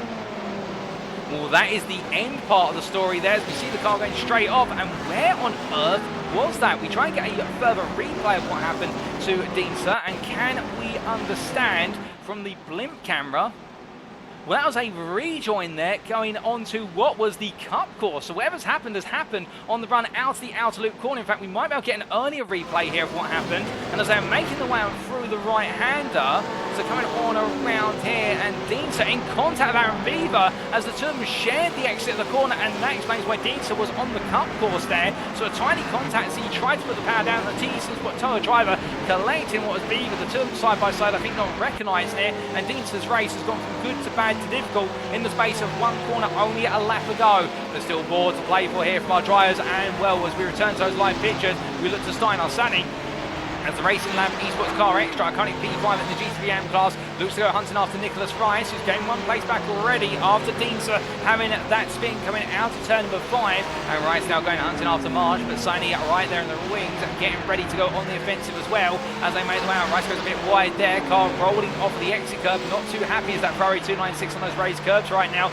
That could be a weakness that Sani will try to exploit in the BMW as we jump aboard here with the Norwegian as he charges his way in the 78. And look at the speed difference here, ladies and gentlemen, in the toe, and also that BMW's power, the German efficiency kicks in here versus the Italian Stallion. On the brakes they go, Sani a bit more confident there, but gets so close to the inside. Well, my goodness, that made my spine chill, I'm not going to lie. I mean, they get very close to that inside wall going into the bus stop chicane, but they do push the limit sometime. And well, as Sani gets the better run out of the outer loop, Bryce is going to have to go defensive here. Bryce definitely struggling at this point in the race as they come down to left-hander. No GTPs around for some time, so this is going to be a race that's close between the two of them right now in terms of not going to be any outside interference, and that's what we want to see. Sani will be hoping for that as well. Rice, meanwhile, probably be thinking, when's the GTP going to come along and put itself as a thorn between the two of them as they make the way out the corner. Sani there not quite getting the good exit out of the toe that they would like, and instead now falling back to 3.5 temps as they make the way up towards Hill Corner. But heading in towards the braking zone they go through the right-hander,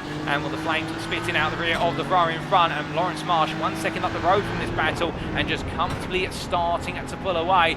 Sani there with the wipers on, trying to clear a little bit of his windshield, perhaps some dirt starting to accumulate, but they make the way up towards turn at number 10. Sani staying close, but not close enough to try and force the pass. But as they roll on through, on Daniel Pace here looking up the inside of Mark Johnson. This is for overall GT3 position. Into the braking zone they go for turn at number 11. can't quite find it versus Johnson. The pace, trying to try the cutback here. I think he feels like his pace is being held back, but he's got the pressure of Thomas Aspal behind him as they make the way up towards turn number 1. Into the braking zone they go. Pace looks up the inside, tries to go from quite far back. I think he's trying to send a message to Johnson, which is, look, let me go. But all that's done is that Aspal get a better run out of turn number 1. Side by side they go. Up the hill through the S's, and Aspal will have the speed. He'll have the time Johnson, and this move should be done, depending on how much rear wing is being run on these cars, in the fact that if Aspal does have a lot more rear wing by comparison to Hayes, Hayes may come back. Aspal going for 1, he's going for 2, he's got the speed, he's going to get alongside into the bus stop chicane. They turn on in, and Aspal makes the move counter, gets clear of Johnson, and now I think Hayes is going to be thinking, well, where was that for me? But meanwhile, we can't contemplate on that for too long, because Heckelgestad, meanwhile, making his way out of turn at number 5 there, battling with Peter Cox. This is for P18 class, and we just made the move, in fact, for position versus Peter Cox. So despite the damage he's thrown on the front of the car, extensive damage it must be said, right now the Norwegian driver not letting it upset his day whatsoever. He's doing everything in his power to try and push on through as he makes his way towards the end of the opening 20 minutes of this race, and up towards turn number 8 they go once again. But as they do it, charging on down towards the braking zone here, well, can he find a way to try and pick up a few more places before he comes into the pit stop? And I wouldn't be surprised if we see him pit quite early today in order to take that fast repair as part of his pit stop and get the aero mostly repaired on this car and pick up the speed once again, because right now that car will be losing at least 3 to 4 miles an hour in terms of its top end overall, and that will be costing him race time. We know how fast Gustad is, but we know even he cannot beat the physical effects of aerodynamics. But meanwhile, we look at Eric Rosev here, who's battling with what is Harold Chatasas and has just found his way through for P2 in the GT3 Pro class, and we take a look back at how exactly the move was made. Was in the run down towards turn number 1 as they made the way down. Rosev up the inside. The Chatasas, I think, vulnerable given the damage on the front of the car and the difference in straight line speed, and in the end Rosev just getting it done in the most straightforward fashion, but sometimes simple and sweet is for the best, and Rosev consolidating the position of Brian Moles, now closing up in the Protect Motorsport car, and in fact Moles has moved away. He is the one car change for this season in the GT3 class. He's moved from the Audi R8 LMS to the Porsche 992, so therefore Moles making that change. Number 18 driver doing it late in the day from what I gather, but now the Englishman here going with the car that he'll be hoping gives him that extra edge, because he pushed the Audi as much as possible, but it was not giving him that final 5%. But he makes the way up through turn number 7. Meanwhile, we've not talked about our GTP, so sometimes it's only fair we do. Wilson there, wiggling the car from side to side. I don't think he's too happy with perhaps either how he's been having to deal with what was their Casper Partner alternative, perhaps trying to see if there's an issue with the car. But either way, Joshua G. Wilson definitely right now having to throttle the car as he makes his way through turn number 7. He has got GTP AM leader of Darryl Norquette on his heels, and Norquette is pushing hard right now as they make the way up towards turn number 8. Meanwhile, in the battle for the lead of the GTP Pro class, we ride on board and look back from the rear of Austin William Campbell, your leader, and the Symphony Esports 1-2 right now. Once again, coming to a little bit of a flashpoint here in the fact that Hitchens staying very close. They make their way towards the end of this lap and go on to what for them is lap number 13. As they make their way out of the right-hander and onwards towards turn number 1. Clock continues to tick here, and with it the pressure continues to build, and Austin William Campbell right now has got to know that even if he holds track position, Hitchin has the opportunity on strategy, but also he has the opportunity to just do fuel saving outright, and they'll want a 1-2 for Symphony Esports. I think both drivers here want the win, but who wants it more? That's the big question. That'll be on their minds as they make the way up towards turn number 5, albeit with the bus stop chicane first and foremost, but they charge their way on through. No change between them for now. Meanwhile, looking from them to a little bit further on down the order. In fact, we're going to look down, and now we can see in the fact that as the BMW Hitchin close up behind the Acura of William Campbell, dealing with the GT3 traffic, and they're having to tiptoe the way around the outside, coming out 5 to the inside of chute corner at turn number 6. I would not want to be in the shoes of our GTP drivers. How they pick the right places to go around the GT3s, where it's beyond my belief, ladies and gentlemen, having to do those moves in excess of 140 miles an hour at the speed, also making sure that now you're braking point and not lock up the car, and also make tweaks the electronics on the car as needed, and that battery deployment all in one go. Now the masters are multitasking here today as they make the way out to turn number 9, up towards turn number 8, up towards 9. But meanwhile, you can see there with the way the traffic fell with Chris Kirkland, it does mean that Jonathan Hitchin falls back to 9/10 off of Austin William Campbell for a brief moment. But meanwhile, Darren Norquette continues to try and put pressure here on Joshua Wilson. He may be GTP AM leader, but he wants more places overall. He wants to show the GTP pros that it's not just about them at the front of the field, but also an AM strike it rich, and as he makes his way through turn number 10, the 86 driver from Racing Forces doing exactly that as they make the way into the next lap. But from then we do have some pit stops coming up for Jotatus and Moles. They're both into the pit from the GT3 Pro class. In fact, there they go. You can see them in the rear of the picture now. Cameraman focuses on them, and it looks like the Lithuanian here coming in for the damage repair, and Moles, I think, trying to do what he did at Fuji, which is an incredibly early pit stop in order to give him the opportunity to jump up through the field. And we know Moles is the master of the undercut. We've seen it time and time again in both the dedicated GT3 League and here in the Multiclass League Season 1, but they make the way off of the corners and into the pit lane. We'll have to wait and see where they pull back out, and after all the pit stops, where they fit back into the order. But meanwhile, as these guys make the way on through, we look to Iridia Vinsland, who continues to chase after Ryan Davies, and this is the GTP AM driver earning P2 in the class, chasing after the 8th place Pro driver of the GTPs. And right now, Rob Armstrong a further 5.5 seconds back. The GTP class in general has separated out quite a bit. We've got more overall battles rather than what is class battles at this time, but we're keeping our eyes on them where we can for you, ladies and gentlemen. But as he makes his way on around here, Iridia Vinsland right now,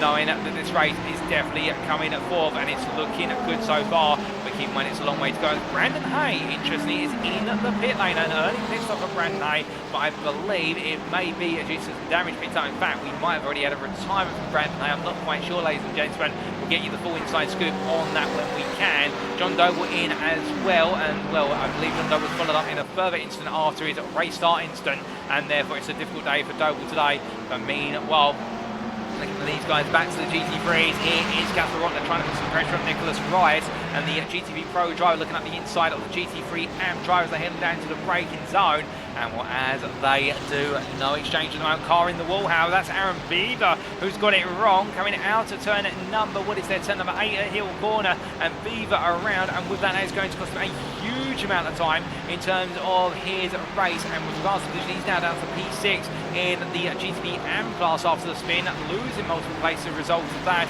and now brings himself back up to speed for UK Sim Racing Bell. But still, the mistakes continue to come for our drivers here, particularly in the GTP class, as they push on. And well, who is going to be the one who brings home what is a consistent and flawless race? I think that is now going to be the determining factor, just as much as it will be outright pace. But meanwhile, speaking of drivers on a rise after his incident earlier on, here is Tinder Dean, so looking up the inside of Thomas Barger, flashing his lights down, I think trying to say to the Rexy privateer, look, we're in different classes in terms of our pace, therefore just let me go, and I'm not going to interfere with your race anymore. And I think Barger recognising that, given the fact Barger qualifying towards the bottom end of the top 10 of the GT3 AM class, meanwhile Deansa in the same class qualifying on the front row, and therefore the Tiki Simsport Toa driver being let go there, and Barger very cognizant that these two right now racing for different points today, and also again how early on in the race it is. Therefore, I think Barger opting not to fight because it just would not be worth his overall race time. And sometimes that's what you've got to do. You've really got to think, who am I actually racing with here today? You may have a much faster driver behind you, but when you do have 30 minutes of racing to go, is it worth trying to keep them behind, unless it may help, say, your team to the championship, with regards to perhaps where your drivers much further up the order, and this driver may swipe away the team's championship come the end of the season.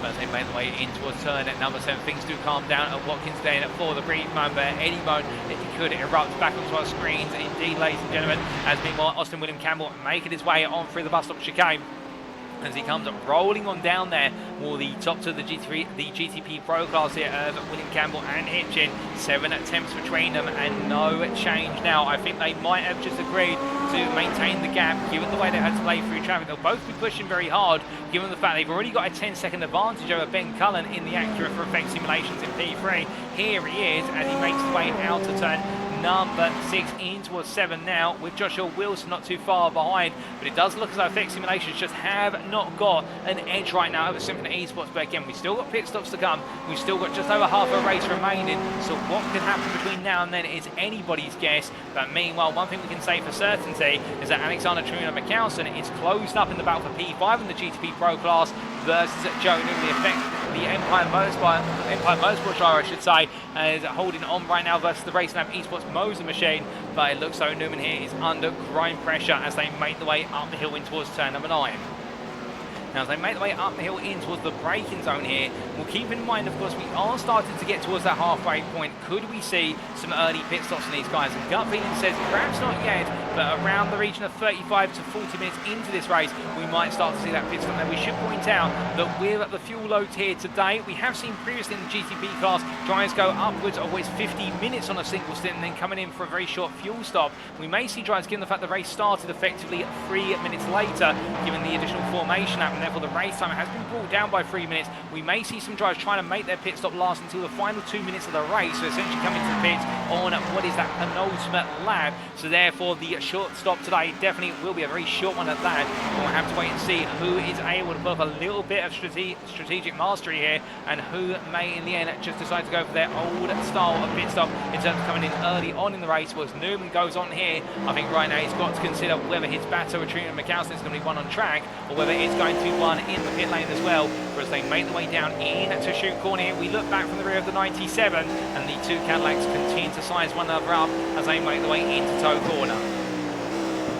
Come through the right hand and notice Newman's line a little bit different compared to Trina McAllister. Newman deciding to steer a little bit wider of the apex, but able to get the car pointed in better. Meanwhile, Trina McAllister was having to hook the car onto the apex there in order to get it rotated through. There might be a difference in the setups of these two cars. Perhaps right now Newman feeling as though he just wants to gradually manage the car on through, perhaps running a little bit less downforce, giving a straight line speed versus the running capabilities of Trina McAllister. But with that difference there, that might be giving each driver a bit of an insight here in terms of what they're dealing with and who's the stronger at certain points on the lap. But Newman here definitely right now showing a stronger lap this time around. As he heads towards the time on the previous lap, it was 2 tenths in the favour of Newman, and this time as they cross the line, what's it going to be? It's going to be even between them to the 10th, albeit it's 2 thousandths in the favour of Newman. So therefore I think Newman right now starting to extract a bit more of an advantage. But meanwhile, here is Darren Orkett, your GTP AM leader, going around the outside of what is Ben, well not Ben Cullen, that's Joshua Wilson. Meanwhile, we've had smoke going up there on the exit of the corner. Now, what exactly has happened? I think there's been a bit of an incident for what is that's Jonathan Hitchin. Hitchin going slowly and Satinder Deanser going slowly as well. And have these two had an altercation? Well, there is a tyre hanging loose there on Jonathan Hitchin's car. There's been a major incident for them, and what exactly has happened to the Simulator Esports driver? Well, we can tell you immediately because we've got a replay here, and this will give you the full story. So making the way into the braking zone, we focus on Deanser first, heading through the bus stop chicane, and well there, Hitchin coming right onto the back of Deanser and making contact, and in the end Deanser being sensible and Hitchin following him, and you can see there the front left suspension completely letting go and the tyre hanging on by a rod. If that, in terms of there, Fred and the number 21 driver has had to be towed to the pit since then. Meanwhile, Deanser is just trying to get to the pit lane. I think Hitchin just not expecting Deanser in the GT3 to be going slowly through the bus stop chicane, given the relative pace of the two cars. Not to say that Deanser was going slowly compared to his previous pace necessarily, but the fact they're just the pace differential, and in the end Hitchin coming off the worst for it, albeit Deanser definitely having another conundrum thrown into his race as they make the way on through. But as they do, meanwhile we look to Hector Christian here, continues to try and recover place, and he goes up the inside there of, I believe that's Andy Skinner, for another place overall in the GT3 class. Still trying to make progress. That's for overall in terms of the entire field, P28 on circuit. But again, and now with pit stops in abundance here for the GT3 drivers, it does become a much harder gauge to tell where everybody is until they've made all the pit stops. We're distracted with one of the earlier pit stops, given the front end damage he had on the car, which he fought on with as much as long as he could until he had to come into the pits in order to be able to take his pit stop. The one pit stop he needs to get to the end. So Christian right now pushing hard with a repaired car, and this could be the rise of the England Motorsport driver once again as he makes his way in towards the bus stop chicane. And whilst he does so, we say hello to a couple we didn't say hello to earlier on, including David Stewart 9, also Mr. Min 87, Jacko Racing, also there Newman Pass and Budget Racing Noob. Welcome to you all, glad to have you all tuning in with us here tonight as our driver Christian makes his way down in towards turn number 6, running through the left-hander, or coming off the apex there. Christian knowing that it's a mountain to climb and he will take it one step at a time, but as he does so, meanwhile Newman versus Alexander Truman McAllister, this battle for P4 in the GT Pro class continues to stay close, and I think the traffic here causing this battle to close, and weave between the two of them in terms of the fact that right now that gap did come down from what was 9 tenths down to 3 attempts. It's now back up to 9 attempts here, and I think Newman does have control of this battle to a degree, albeit at the same time at any moment. It just takes one bit of wrong traffic or a small mistake, and that gap could close up or expand even more. When the GTP classes at the moment, things have calmed down. Indeed, across all of our classes, the battles are subsided for a brief moment, and we are waiting to see where drivers can come back together once all the pit stops are complete. But what we can tell you is that as we reach the halfway point of this race, where it is Austin William Campbell who leads overall in the GTP and the GTP Pro class by what is currently 11.5 seconds over Ben Cullen, and with Jonathan Hitchens' mistake demoting him from the top 3 of the GTP Pro class, it is now a 2-3 for effect simulations looking to be on the cards, with Cullen ahead of Wilson, who is 3rd place in the GTP Pro as he makes his way there out of chute corner. You then have behind them the absolute fast charger, the man who is an absolute rocket today for Racing Forces of the GTP AM class. He's your leader of said class, of Darren Norquette, P4 in the GTPs overall. And as the AM class leader makes his way up towards turn number 8, where he currently holds the best part of a 24.5 second advantage over Rudy Witzland. And right now, Darren Norquette absolutely charging here and just running away with things. Indeed, I think he is channeling his inner Sam Sherwood, given the fact that Sherwood showed very similar tendencies to do this in rounds 2 and 3 and was promoted to the GTP Pro class. And Norquette right now for Racing Forces is definitely taking up the mantle that Sherwood left behind since his promotion. But as Norquette makes his way out the final corner onto another lap, stays out there, we then have to complete the overall top 5 of the GTPs. It's full place GTP Pro driver of Joe Newman as he makes his way down towards what is turn number 1, goes on to another lap himself. But from him, we then do look to Rudy Witzland, who's your 2nd place GTP AM driver, 8th place in the overall category. And the Racing Lab Esports KTM driver only has 3.5 seconds over this man of Rob Armstrong for UK Sim Racing Bell, who right now rounds off the provisional GTP and podium if things were to finish as they stand. But these two right now really battling to be the best of the rest behind Norquette, it would seem, as they make their way in towards turn number 1. Meanwhile, in the GT3 classes, your overall leader is Eric Rosen, yet to pit, and keep in mind that the GT3 pit stops are in full swing, so therefore we haven't quite got an accurate fixture of whether Rosen is your overall effective leader or whether he's just track leader. I would say he's battling for the top 3 of the GT3 Pro class, but I think right now, given his relative pace, in terms of when we saw those pit stops start to begin, I don't think he's going to be class leader once he pits. I think that accolade may be going to Tratatus or Kirkland at the moment, with the two of them separated by 8 attempts further down the order. We'll take a look at them very shortly. But Rosen holds track position lead ahead of Darren Sharples, P2 in the class for UK Sim Racing and Mansell. In a bit of a quiet race right now after some early battling, but the 777 driver hitting the Porsche 992, conscious of the fact that in his rearview mirror at a distance, he may be a spec, but he could be approaching fast, and it would seem, given the fact last lap he gained a whole second of Sharples. Thomas Aspal here for Racing Lab Esports Car X, and then a bit further down the order, having already pitted. In fact, all our GT3 AM drivers have already made their pit stops on the schedule. It's Martin Collicott here for Racing Reeds DCW Racing, who holds an 8.5 second gap over James Conley.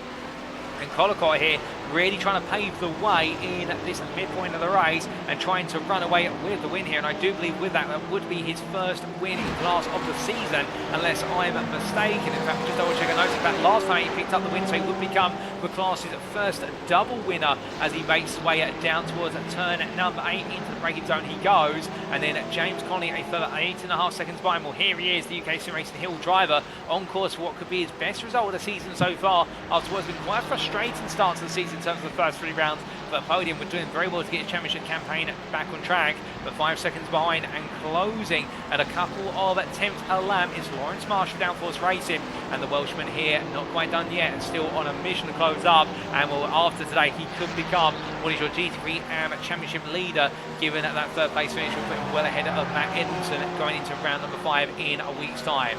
But that's an update in terms of the top 3 in each of the classes right now out on track, ladies and gentlemen. We come back to your racing here, and well, as we can see, the battle for P2 through to P4 over on the GTP class has closed up immensely as Joshua Wilson makes way out the inside there of Thomas Bargett. So does Ben Cullen. Meanwhile, Darren Norquette makes his way on through just about. Bargett having to really react there to all 3 of the GTPs wanting to come through. But right now, Wilson and Cullen really having the pace of their race dictated, you could say, by Norquette being so ominously close.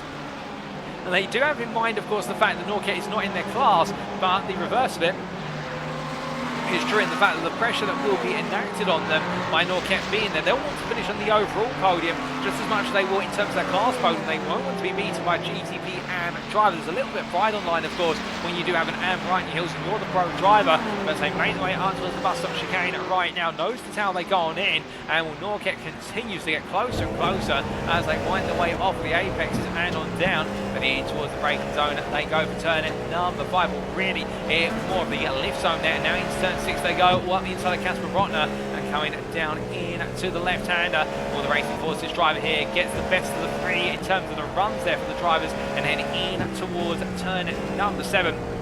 Looks like Cullen goes a bit deep, in fact goes very deep, and this could be Norket's opportunity. It's going to be a drag race out the corner.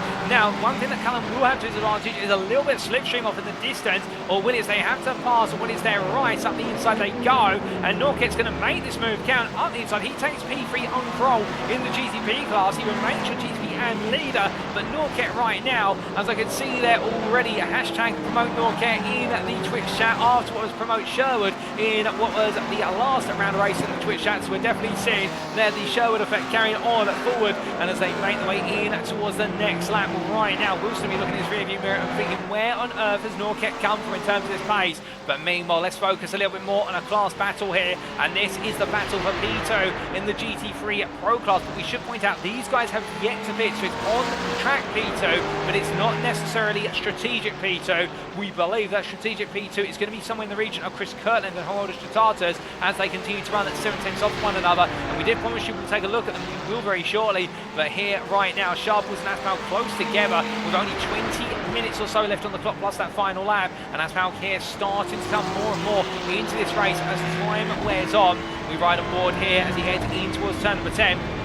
As the Ferrari comes through the left-hander here, well, Sharples will have the initial speed advantage really, because this is where the Porsche goes. Wasn't as how immediately now coming in to the pit, decide it's not going to be worth his time staying that close, comes on in, now's his pit entry there, hits the limits in line, and as he heads into the pit as well, Aspal deciding to invest in the undercut, and now Sharples will be wary of this. He'll know that he's racing against the Racing App esports driver and the UK Sim Racing Mansell driver. All he can do at this point is go for a qualifying lap on this one and throw everything at him.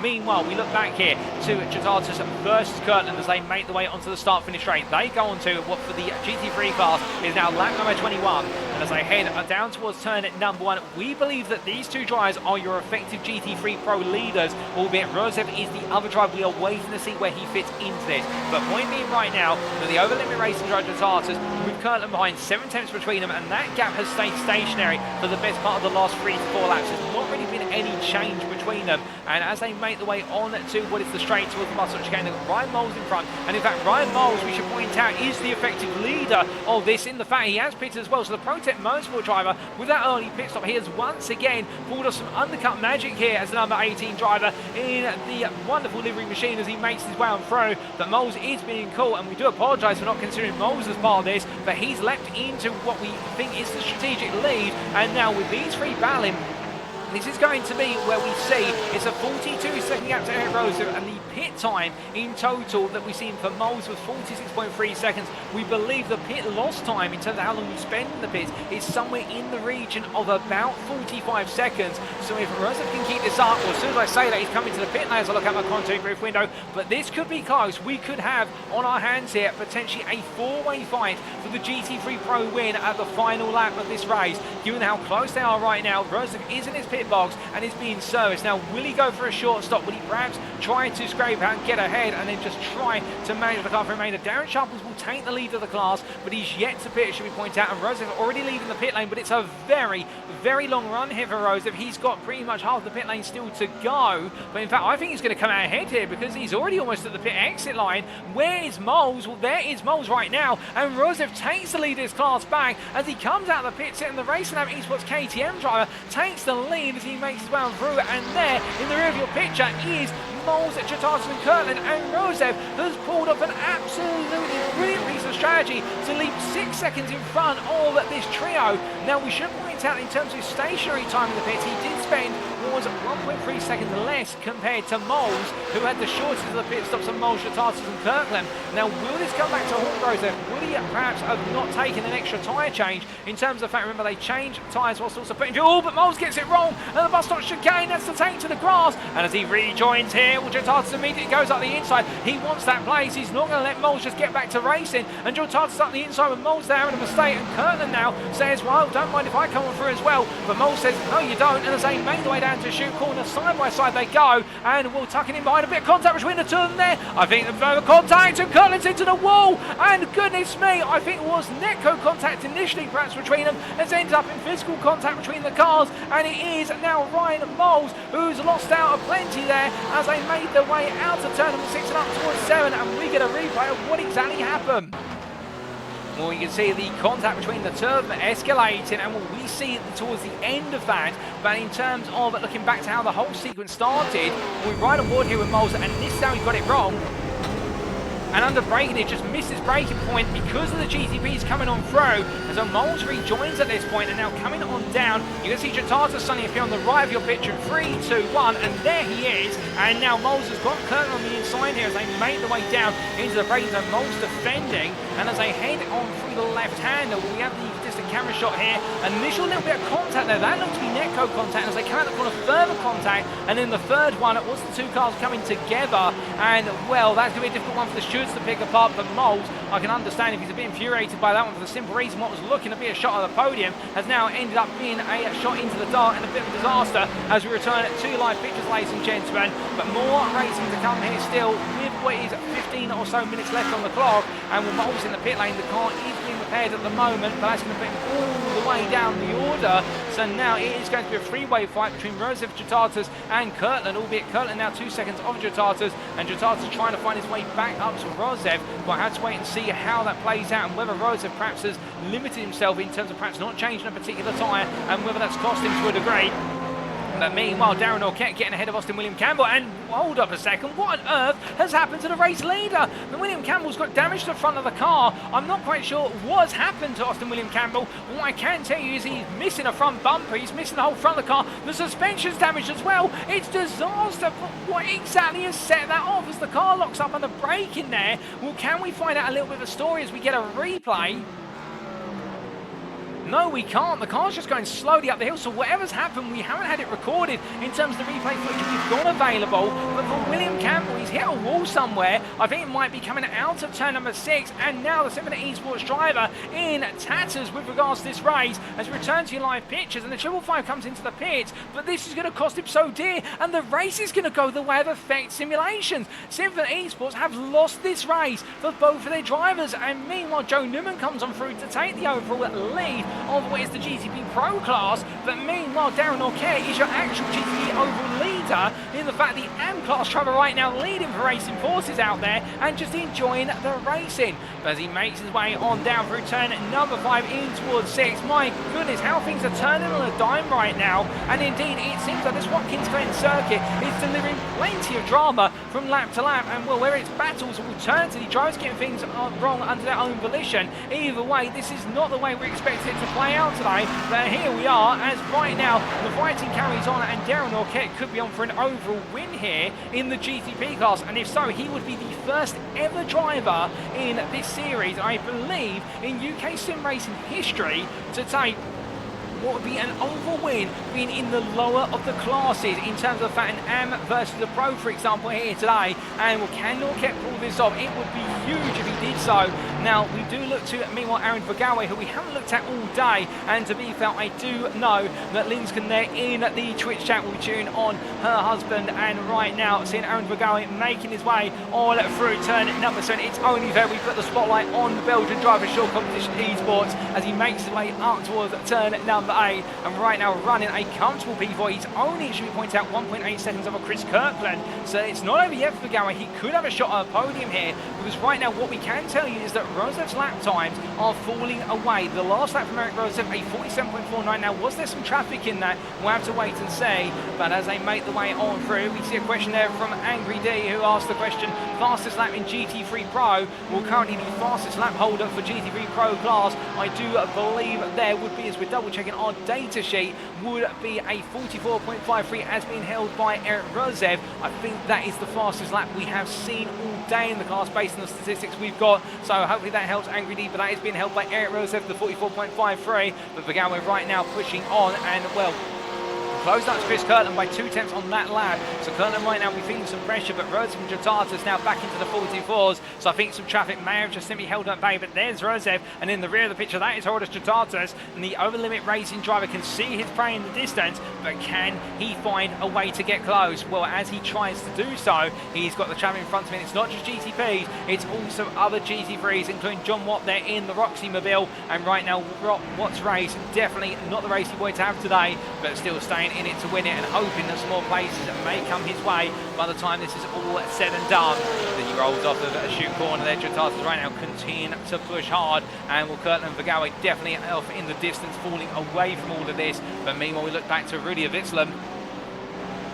We're here battling for P2 in the GTP AM class, and he has got behind him Rob Armstrong as they make the way out of turn number 8 up towards 9, and Armstrong still there trying to find a way into this battle as they make the way out of turn number 9 up towards turn number 10. Into the business comes Joe Newman plus Darren Norquette as well. So Ryan Davies now goes on to lead a lap of this race, at least one that have not pitted yet. But meanwhile, we can see that Armstrong comes into the bits, and Witzlam stays out. So Armstrong feels as though he can do more damage here and get ahead of the Witzlam by pitting early. Now, will we see a response from the Norwegian driver at the end of the next lap? My gut feeling says we will, albeit a Witzlam right now comes on through, and meanwhile that is Darryl Norquette, and Norquette has just pitted, it should be pointed out, and that is the delta that Darryl Norquette has pulled off in the face. He's been able to take a pit stop and come out in front of Rudy Witzlam. I think right now it's going to be one of those scenarios where Witzlam in the cockpit of his cars will be thinking that surely cannot be Norquette in front of me. Well, it is, and that is the speed that Norquette has brought today in the Cadillac Series machine as he makes his way in towards turn number 5. As he charges way on round, I want to see a number of you already cheering on Rob Armstrong in the pit lane. And I can tell you right now, car up on jacks, it is being serviced, and the GTP class has seen the highest rate of attrition here today. We have lost Aaron Beaver, Brandon Hay, John Doble, and Billy Bob Ray. Plus also, I do believe, I think that's everybody counted for. Yes, it is. Out of our 9 drives, we have lost 4 of them. We've still got 5 in this race. But as Armstrong leaves the pit lane now, he'll bring the car immediately back up to speed and go full attack once again.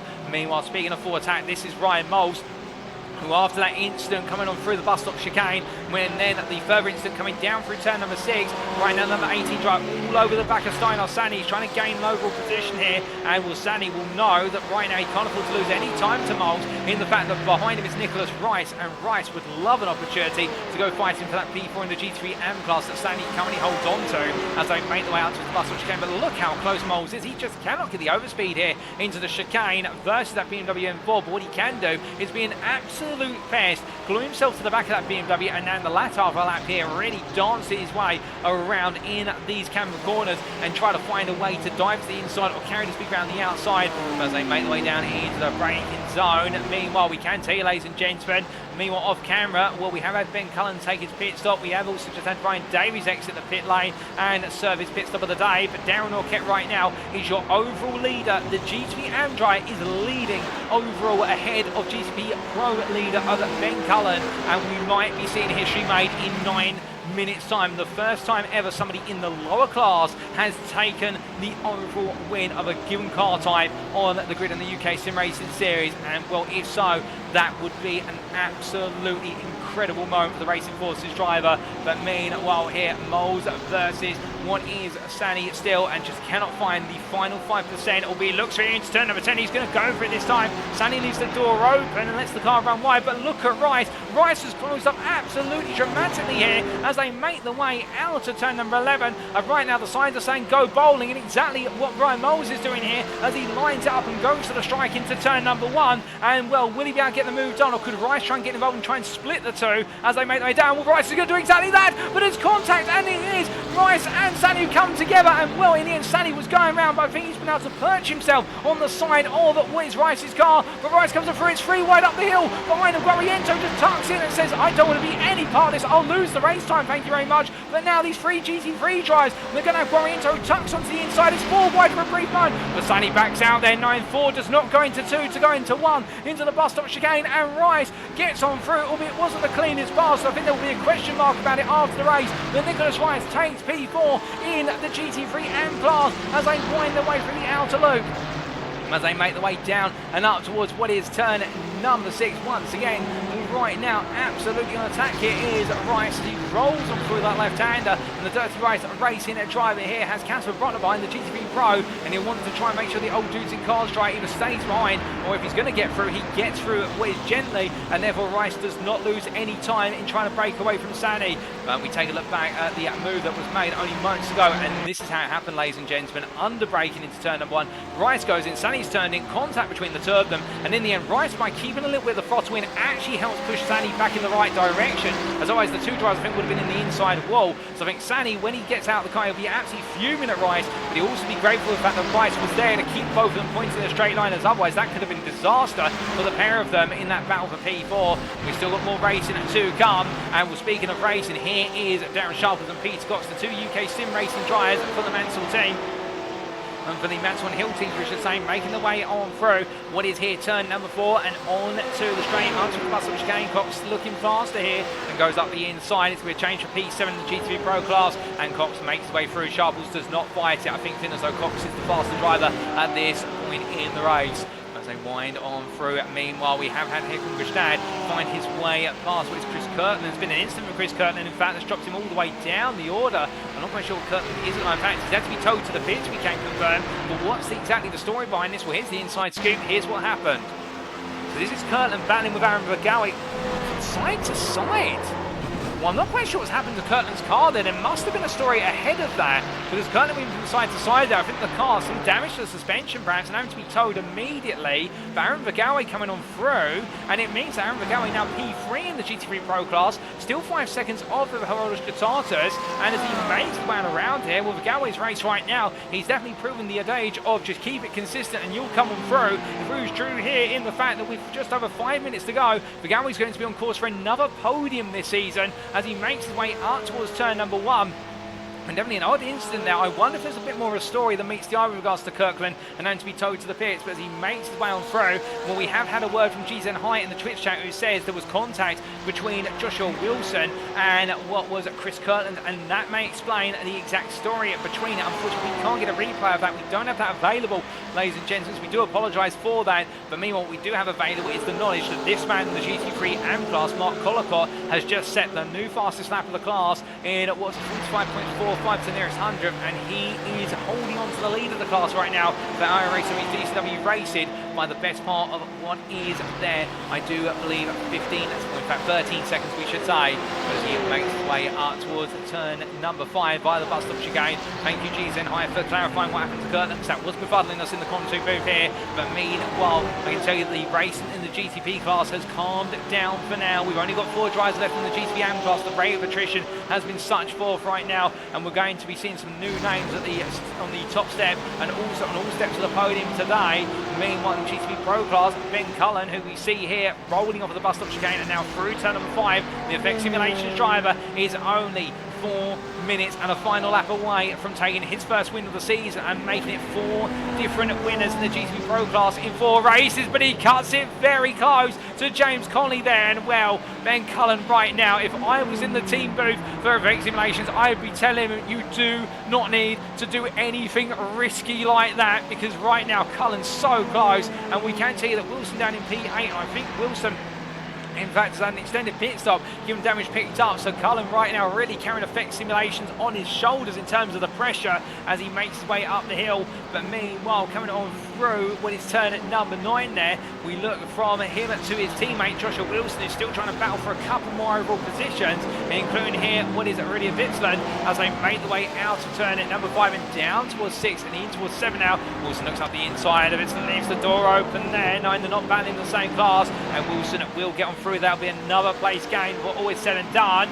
Meanwhile, in a late twist, we've had a car go round, and I think that's Joe Newman who's lost the place. He's lost him when he came into the pit lane for a second pit stop. He's not putting enough fuel in the car for the purposes of getting into the race, so that is going to turn this race on its head suddenly. I believe it's what is for fuel in the fact that Campbell just currently making his way to his pit box. But right now, Alex Hillman's at P4, and Ryan Davies suddenly moves up into P3 in the GTP Pro class, and we'll see Simsport right now are seeing one of the drivers on the podium, and that is going to bring a smile the team principal G Zenhai or Greg Zenhai's face in the fact they would love to see a car on the podium, and that is going to become a reality here by the commentator's curse as he makes his way up towards the bus stop chicane. And Davies right now, well, I don't think he's going to quite believe it next time he comes around. He's going to see on the pit wall that he's currently P3 in class, but he rolls on through. Meanwhile, looking from him back to Darren Sharples. We'll hear Sharples battling with the GT3 AM leader. It's the pro driver of Sharples versus the AM driver of what is Collicott, and well, Collicott gaining another place here for overall position and moving his way up into P8 in the GT3's overall. And well, Collicott absolutely going some today, and we have definitely seen some fantastic drives from drivers in the AM classes here, really showing their credentials. And I think putting the hammer down, that's going to make it even harder for always their rivals to try and come back later on in the season. But then again, Watkins Glen may favour some drivers, other circuits may not. And of course, our next round, a very different circuit compared to Watkins Glen, and this circuit much larger, affectionately known as the Glen, as Sharples making his way into the pit lane. And I think Sharples may right now, as he cruises on down, and we can confirm that Austin William Campbell had to come in for what was a quick stop. And will Sharples be here having a very quick stop as well? Because if so, this is going to turn his race completely on its head, and not in a good way. But it does mean our battles are now starting to come to a close, as it's going to be very shortly Ryan Moles who gains a position on Sharples. And here comes Steiner Sani on around the final corner. He's chasing after Marsh, who's in the pit lane. So Marsh into the pit. Sani moves up to P4. Could we see? Surely not. We're not going to see anybody else coming to the pits between now and then, because right now that would be heartbreaking for so many drivers. If so, in the fact that I think just some of them miscalculated on the fuel slightly, as Sharples leaves the pit lane. He's coming out ahead of Steiner Sani just about, and then he's got Casper Bronner 1 second up the road, so Sharples still has an opportunity to gain P9 in the class, but will he be able to? Sani's all over the back of him here, and that BMW is definitely right now looking eager to try and take a place here in the tow. He's going to look to the outside, or will Sani just back off the throttle here? Onto the brakes they go, and it looks like Sharples is being given the opportunity to hold the position. But meanwhile, we look to this man, who as he makes his way through the final two corners, he's holding on to the overall, plus also the GTP AM lead right now. And Darryl Norquette only one lap away from taking his first win of the season, but on top of that, making UK sim racing history as he heads on down towards turn number 1 for the final time here today. He has got a 5.5 second advantage over Ben Cullen, your GTP Pro leader,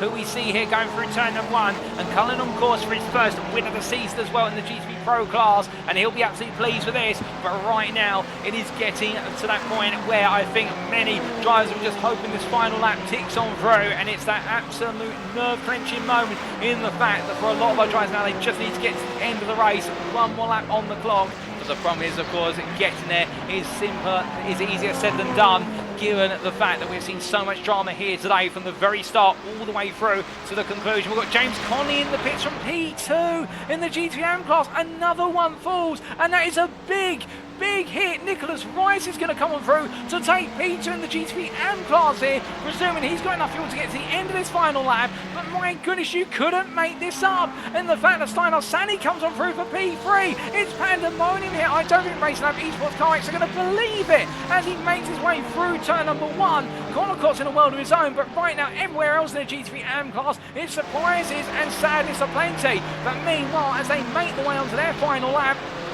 right now we look back to this man, as he makes his way with the final two corners. It was Sam Sherwood who led the way in the GTP AM class up to this point, but in his absence, Darren Norquette has taken over, and he doesn't just take the GTP AM win, but he takes the overall win here today by 5 seconds in the end over your GTP Pro winner of Ben Cullen P2, and then it will be Alexander Trina McCallson who wraps up what will be the overall podium. But meanwhile, Eric Rosev comes across the line as your GT3 Pro winner, nailing it on strategy here today. P2 will be Herodas Jatatas there just behind as he crosses the line, and then it will be Aaron Vergawe P3 in the class, but not before Alexander Trina McCallson comes home P2 in the GT3 Pro class. Ryan Davies P3 in said class, and Aaron Vergawe completes the GT3 Pro podium there P3 in class. And then you're going to have to wait a little while until this man comes on through, and what a dominant drive today from the Arrow Race Series DCW Racing driver in the number 5. It's Mark Collicott who heads the line, and he will be taking your GT3 AM win by 22 seconds practically. A dominant drive from Mark Collicott as he crosses the line,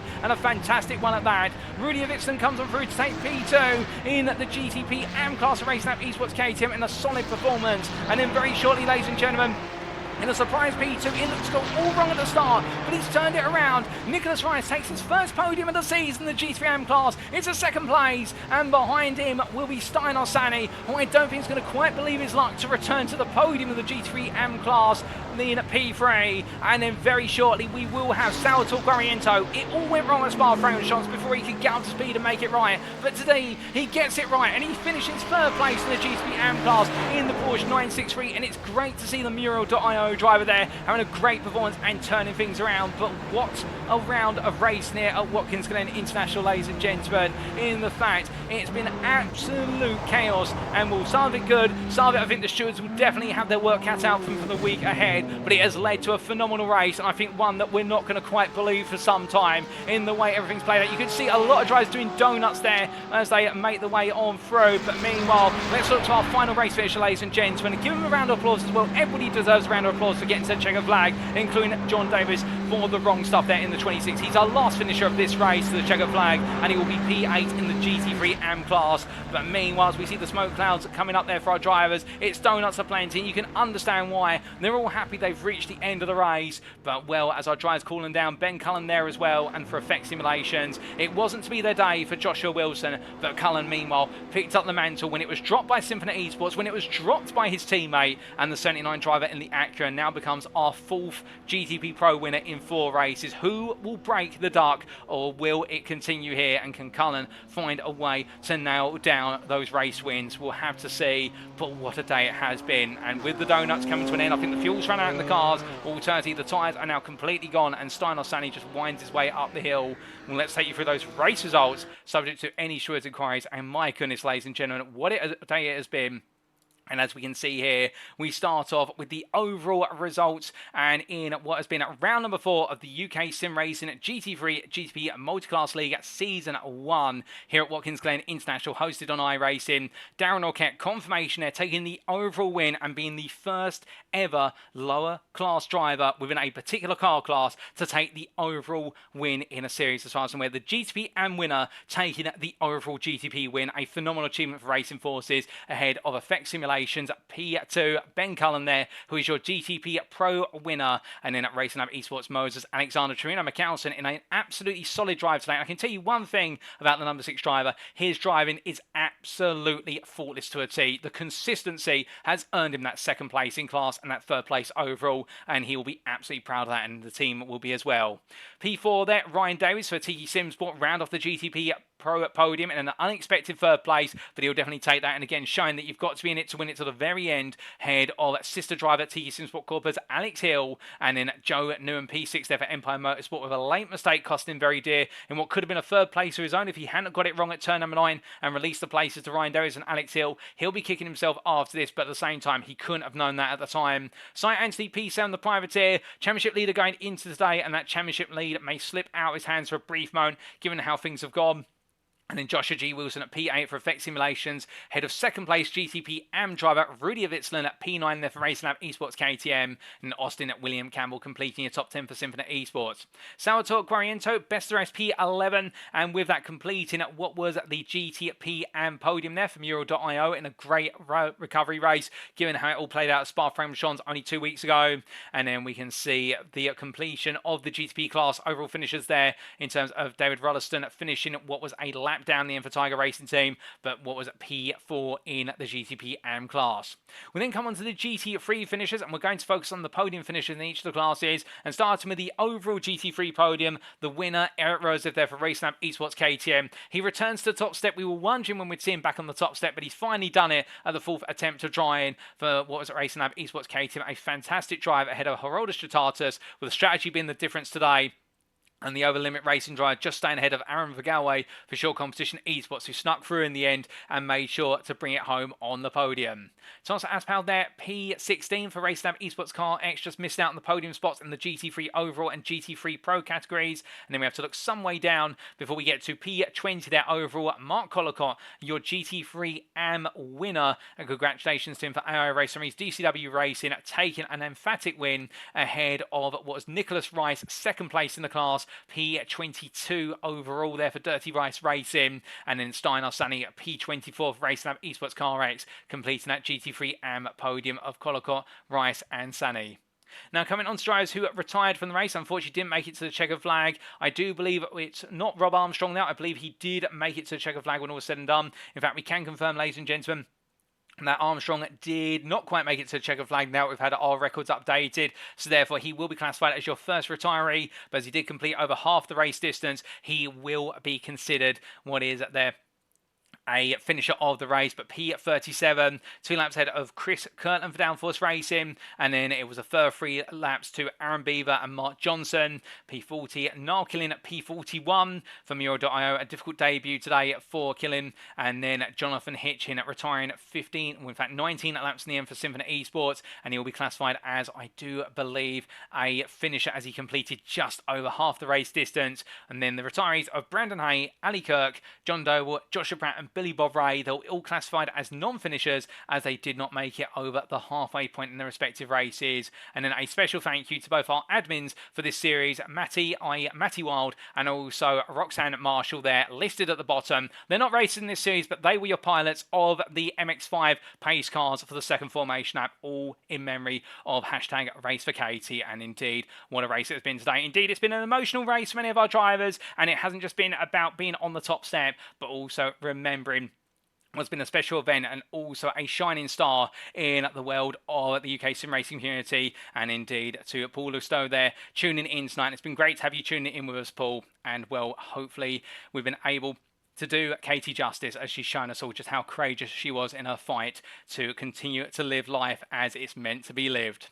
But as we now come on to our individual class finishing positions, we start off, of course, with what was your GTP Pro class. And as we can see there, Ben Cullen for Effect Simulations taking the win by 19 seconds in the end over Alexander Trina McCalson. And today, the GTP Pro class was full of drama at the front of the field, and Cullen really the last man standing out of the top 4 has started. Symphony Esports fell first with what was Hitchin, and then Austin William Campbell, and then we saw out the Effect Simulations driver, it was Wilson who fell, and Cullen was the last one. And I think towards the end he may have been wondering when it was going to be his turn to fall out of order, but he didn't today, and therefore he's become our 4th class winner in 4 races.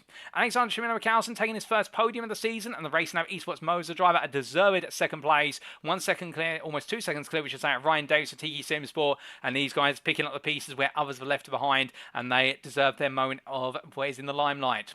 Alex Hill P4 for Tiki Sim Sport Corporate, missing out on the podium today, but still some huge points gained ahead of Jonan for Empire Motorsport, and then Cy Anthony had a Joshua G. Wilson with Austin William Campbell completing at the top 8 there and all of your finishers. And then Jonathan Hitchin and Alistair Kirk, your 2 retirees, with Hitchin being classified as a finisher as he made it to the halfway point of the race for Symphony Esports, but Empire Motorsports, Alistair Kirk not quite making it and therefore classified as a non-finisher.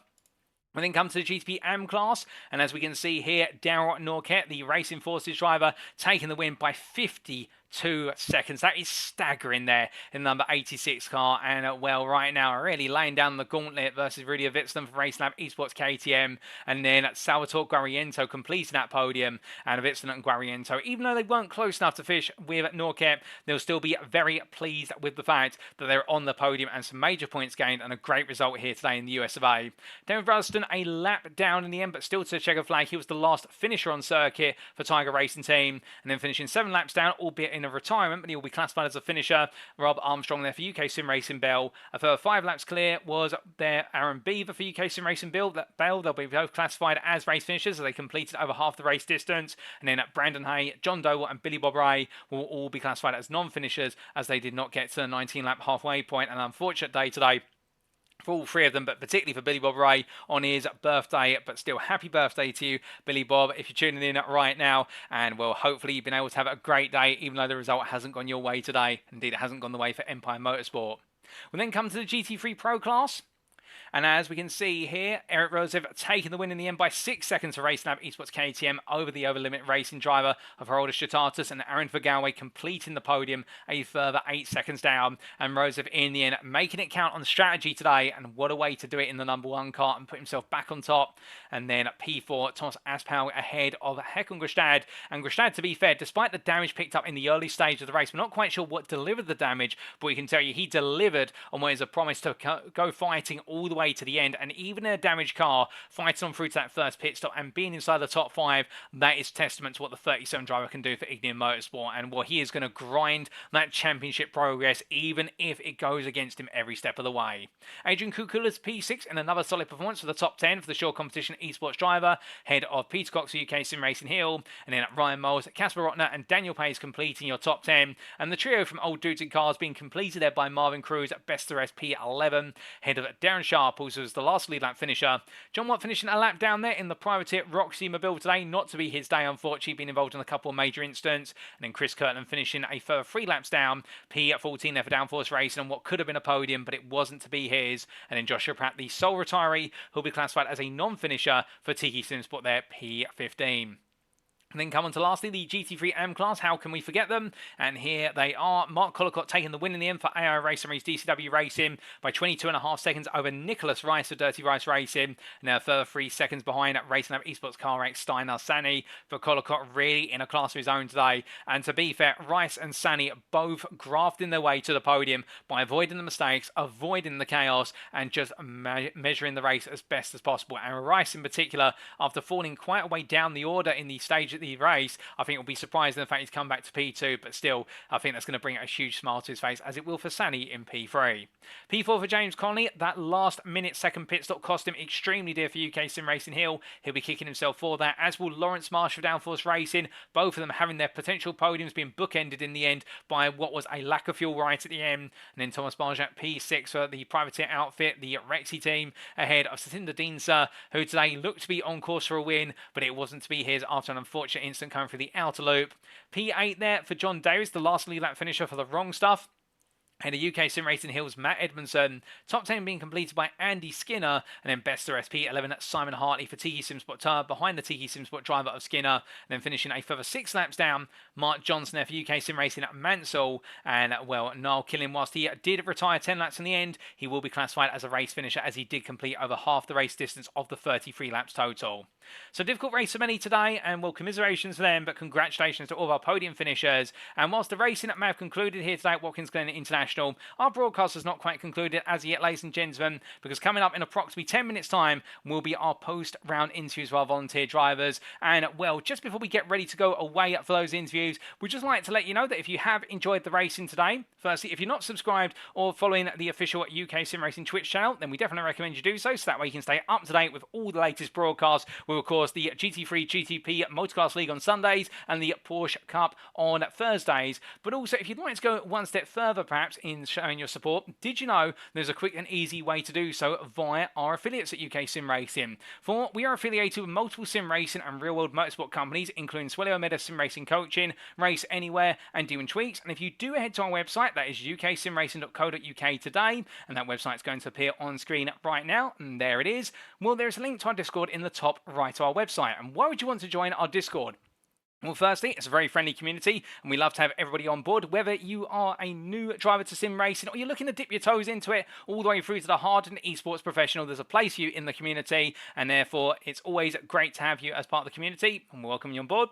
Secondly, if you ever want to be on the grid for any of our official series or one-off events, you must be a part of the Discord in order to attend the pre-race briefings. And lastly, perhaps more relevant to today, is the fact that a number of our affiliates only provide discount codes which are available on the UK Sim Racing Discord. And if you use one of those discount codes as part of your purchase with one of our affiliates, well, you're a winner. You're in a pole position in order to get a discount on your purchase, but also it's a win for the UK Sim Racing community because we get a kickback off of your purchase, but we are a non-profit organisation, and that means that every penny we make from an affiliate purchase, it goes back into funding future and ongoing series at UK Sim Racing, including this Multiclass League, the Porsche Cup, and plenty more we have planned for the remainder of this year and going into 2024. So do remember, little purchases can go a long way in supporting UK Sim Racing, and, well, we are going to take a step away for a brief moment, ladies and gentlemen, because a good breather can go a long way in getting us ready for our post-round interviews. Don't go anywhere, you won't want to miss them. We'll see you shortly.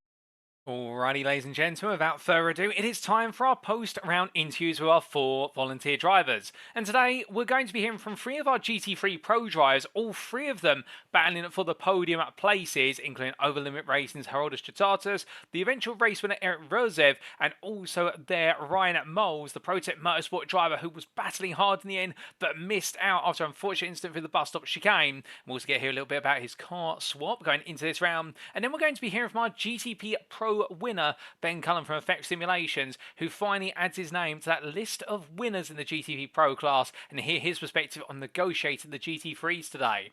But without further ado, it brings me pleasure to bring in to the interview room none other than Herodas Chitatas himself, and as he joins me right now, Herodas, what a race for yourself today. And well, your team's name is Over the Limit Racing, and you were definitely pushed over the limit today when it came to racing at Watkins Glen. Pole position in qualifying, a second place come the checkered flag. Looked as though it was a fantastic drive, but just not quite the ending you wanted. Hey Paul. Yeah, so it was great. I love this track. I am quite fast here. Yeah, great. You know, for the quali, that extra point is very cool. Yeah, result was P2, but you know, I had to do like a damage control race. So I think after the incident that I have had, you know, it's a great result.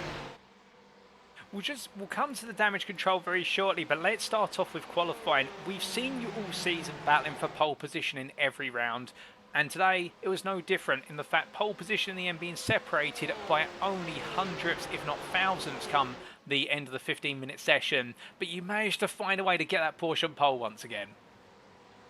Yeah, so after my first 2 laps, I was on pole for a little while, and when I got overtaken by oh, I forgot his name, but a fast guy. I got overtaken by one fast guy, and so I knew that I knew that I had time. I knew where I can find it, and I found it, and got the lap, got pole, and no one was able to do better. And just on getting that pole lap, of course, this Porsche 992, a very fast car. It doesn't have the speed in the straights, but it has the speed in the corners. Does that change the way you approach Watkins Glen as a circuit? Because it's almost as if you've got to be carrying 2 to 3 miles an hour more compared to any other car on the exit of every corner. Yeah. So this is not, the straights are not necessarily the best friend of this car, but I wouldn't say that I approach it differently. You know, you just have to do the best that you can with this car. So that's what I'm trying to do. I see. And then going into the race, of course, taking the pole position, I mean, you dictated the start. We saw you go quite late off the start line there. Was that intentional to try and fox everyone out? Because it caught Heckle Gestad out by surprise going into turn 1. Yeah, so it went surprisingly well. Really did not expect that, but yeah, not sure what's my thought process here where was. Just waited for the moment that looked looked good for me. I did not consider it late. I think it was somewhere in the middle, so that's where I went. Well, that's absolutely fair, and it worked out brilliantly for yourself. And the opening stint of the race looked to be going very strongly, particularly the first couple of laps. But you did have some pressure from Chris Kirkland and Rozev behind. It seemed as though for everything you could do, you couldn't quite pull away from them. No, no. So the draft is strong, and they were not slow either. So that did not help.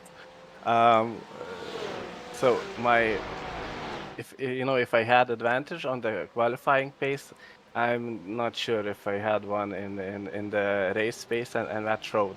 Of course, I was trying to take it easy as well, but the chicane and the curves were is very very scary. So I wasn't trying not to push too much. So that probably did not help with the pace. But yeah, everyone everyone was very fast. Indeed, and the speed that everybody was bringing to each and every lap meant you couldn't really drop that pace at any point. And then bringing in the GTPs into the mix when the traffic started to catch up, that added its own drama to the mix. Yep. So I remember thinking like when everyone was on my back, I was thinking, okay, so I will just wait for the GTPs, and then everything will change anyways for the better or worse. I remember thinking exactly that, and it changed for the worse for me. Yeah, so the car, a GTP car, was trying to lap me, and I think he locked, not sure which tires, but he spun, and then I think like maybe I could have avoided it. I was like maybe not careful enough there, to be honest. I maybe could have went on brakes there to avoid it.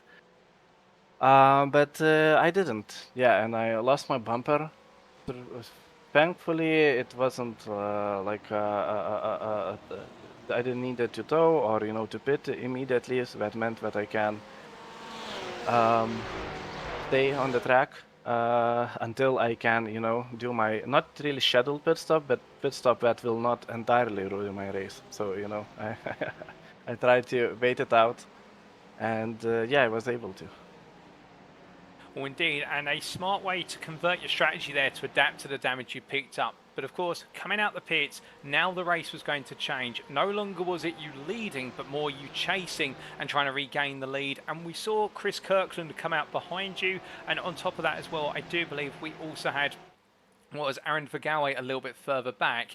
But there was always going to be a question mark about where Eric Rosev would fit in.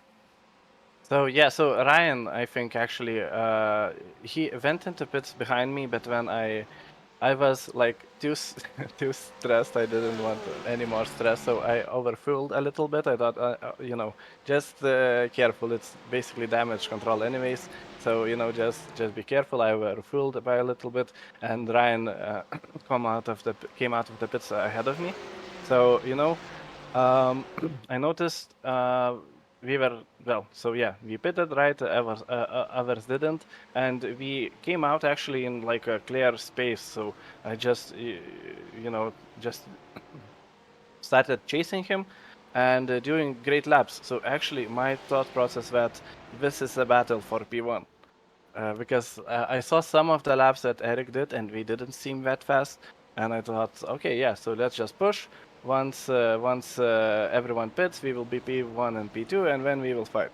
So, as you know, didn't turn out to be that way. Eric actually was quite faster than I thought he was, and he had a better strategy as well with a shorter stop. So yeah, he came out way ahead when I thought he will. Oh, indeed, and a bit of a surprise there when we saw him come out ahead.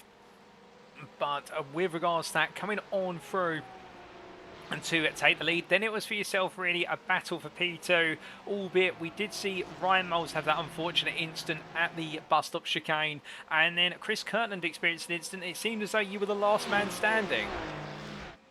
Yeah, and I had to I had to avoid like the some moves of the GTP cars were like, wow, what are you even thinking? I had to like mid corner, I had to turn away because the car is diving.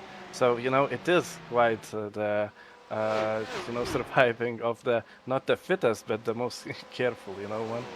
Uh, yeah, but I love the actually I love this aspect.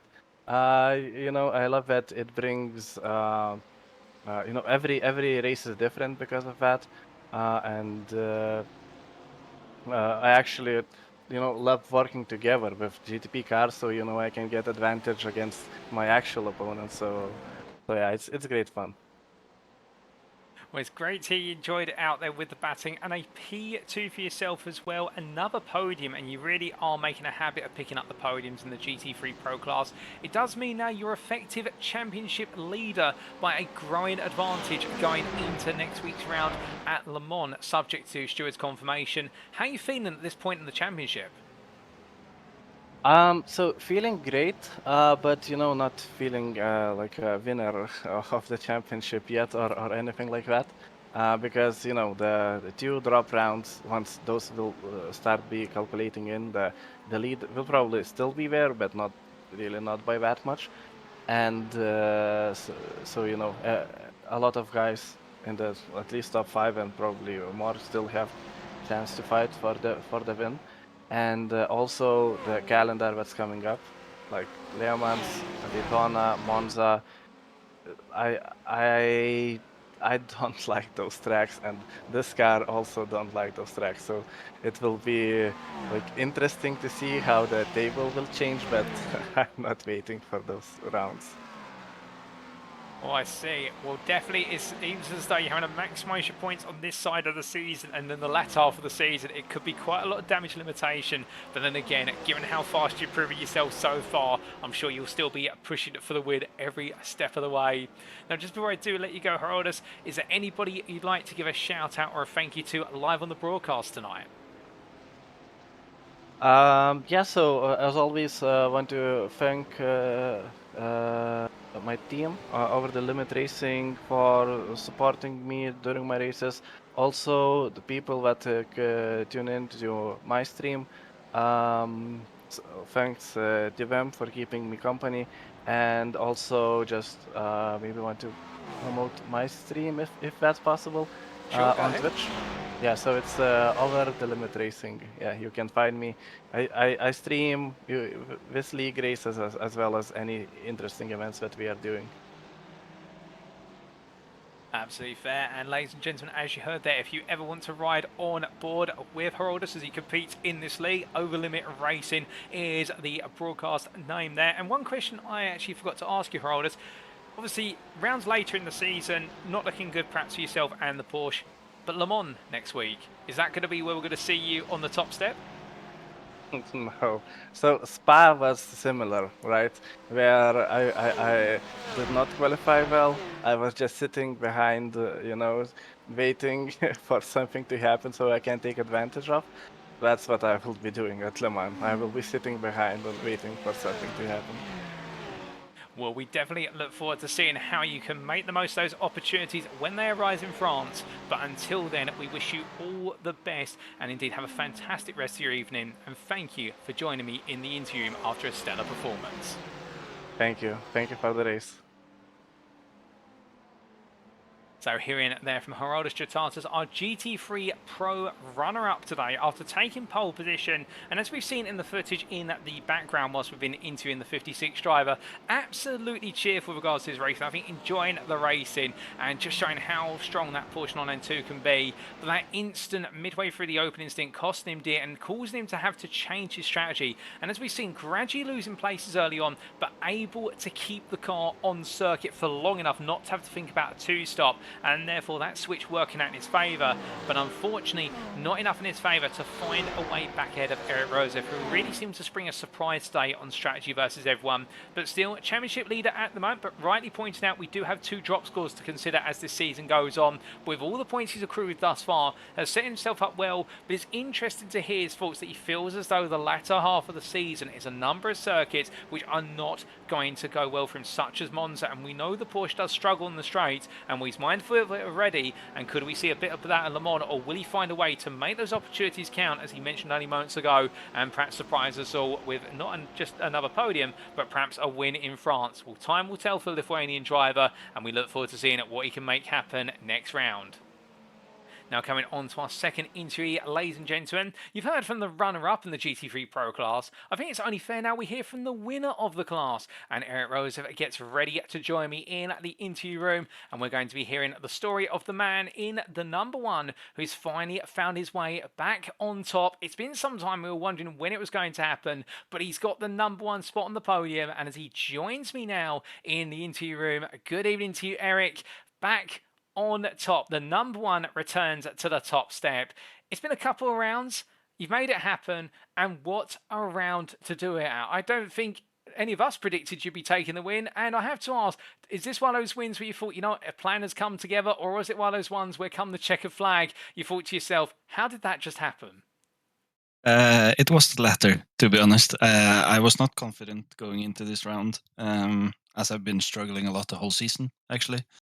I just don't get my head around this multiclass stuff. It just messes with my head. But I think the 6 hours of the Glen earlier this year came in clutch today. The experience from that. because that was multiclass as well. So I did know where the GTPs would catch up and go for a overtake.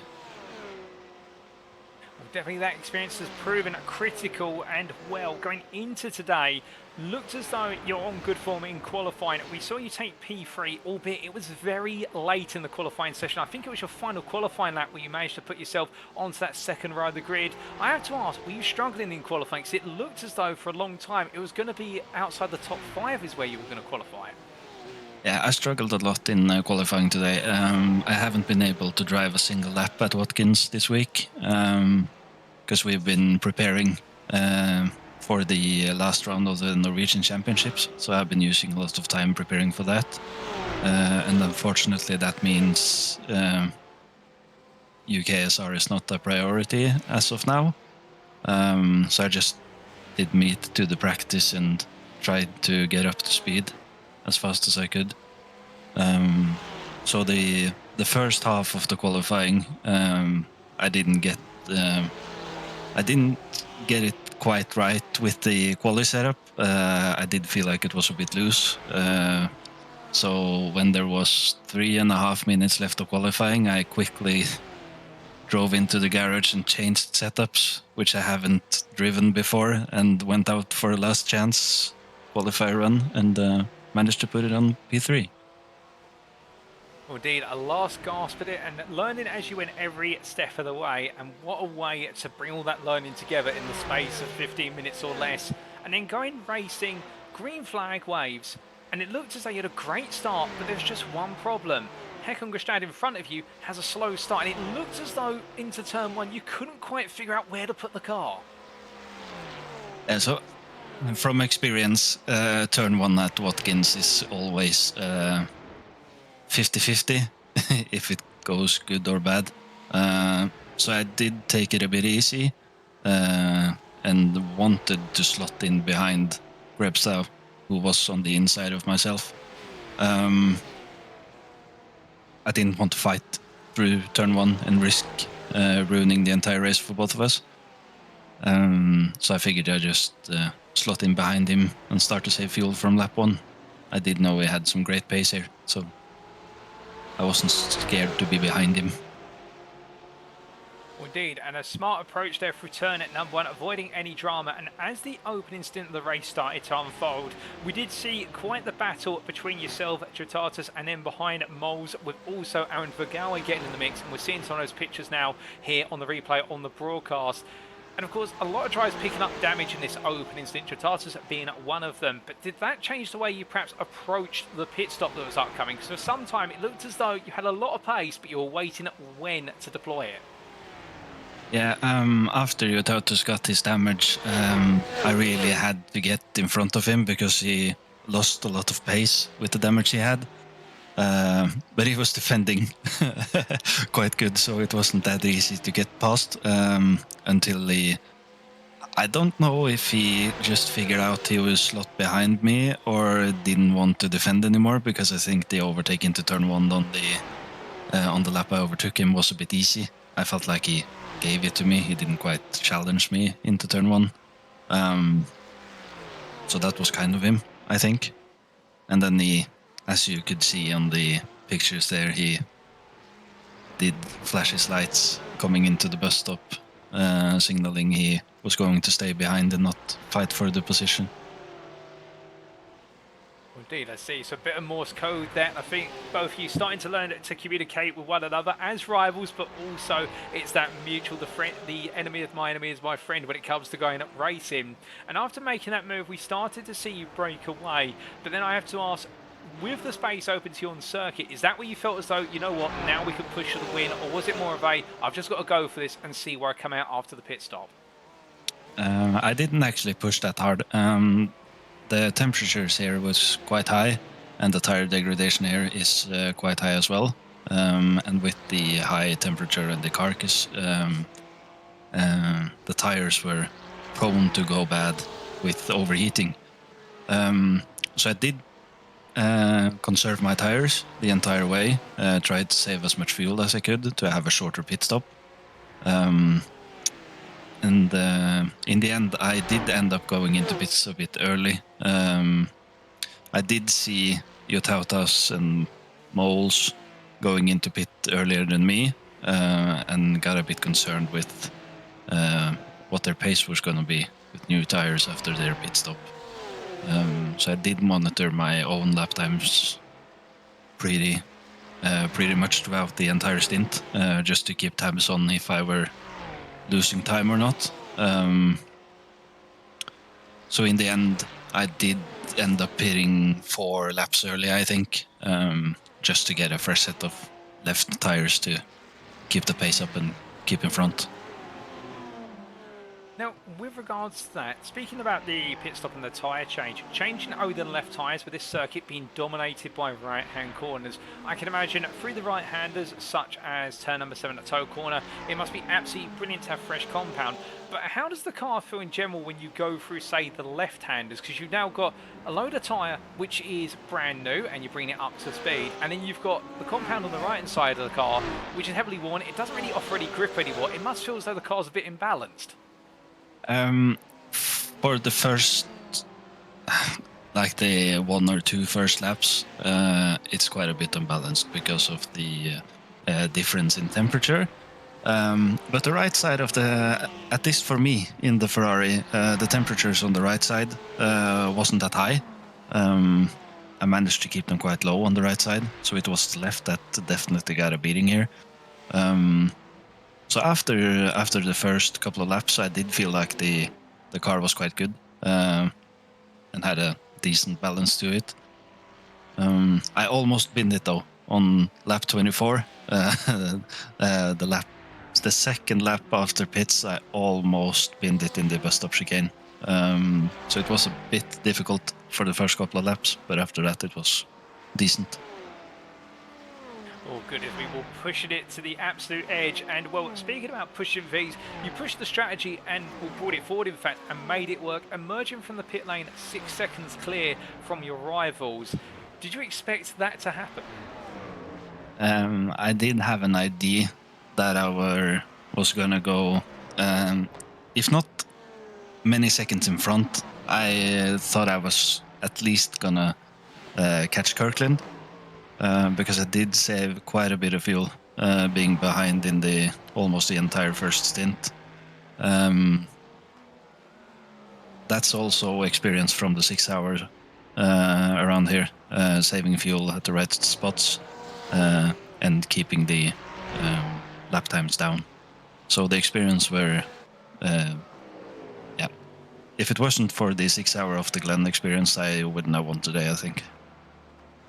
Oh dear, that experience proving invaluable, like you say, and coming on through in the end after 60 intense minutes of racing action to take your first win of the season. It puts you P5 in class, and now it looks as though perhaps the floodgates will open for further podiums and wins, starting at Le Mans next week. At Le Mans next week, I won't be attending because of the Norwegian Championships, unfortunately. It's the last round of that, so I'm close to fetching a podium in the Norwegian Championship, so that's gonna take all my time next week. So Le Mans I'm gonna miss, and you know, Anders wasn't attending today, and Anders is faster than me, at least almost all the time, because he's got more experience than I have, and have been racing in sims quite a bit longer than what I have. So we have to take in the fact that Anders wasn't here today.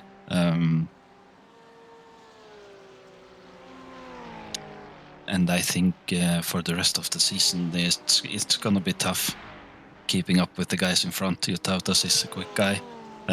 Ryan seems to have found quite a bit of pace this time around. He was quick around here. And also, yeah, all the guys in top in GT3s are quick this year. It's definitely going to be tough defending the title from last season.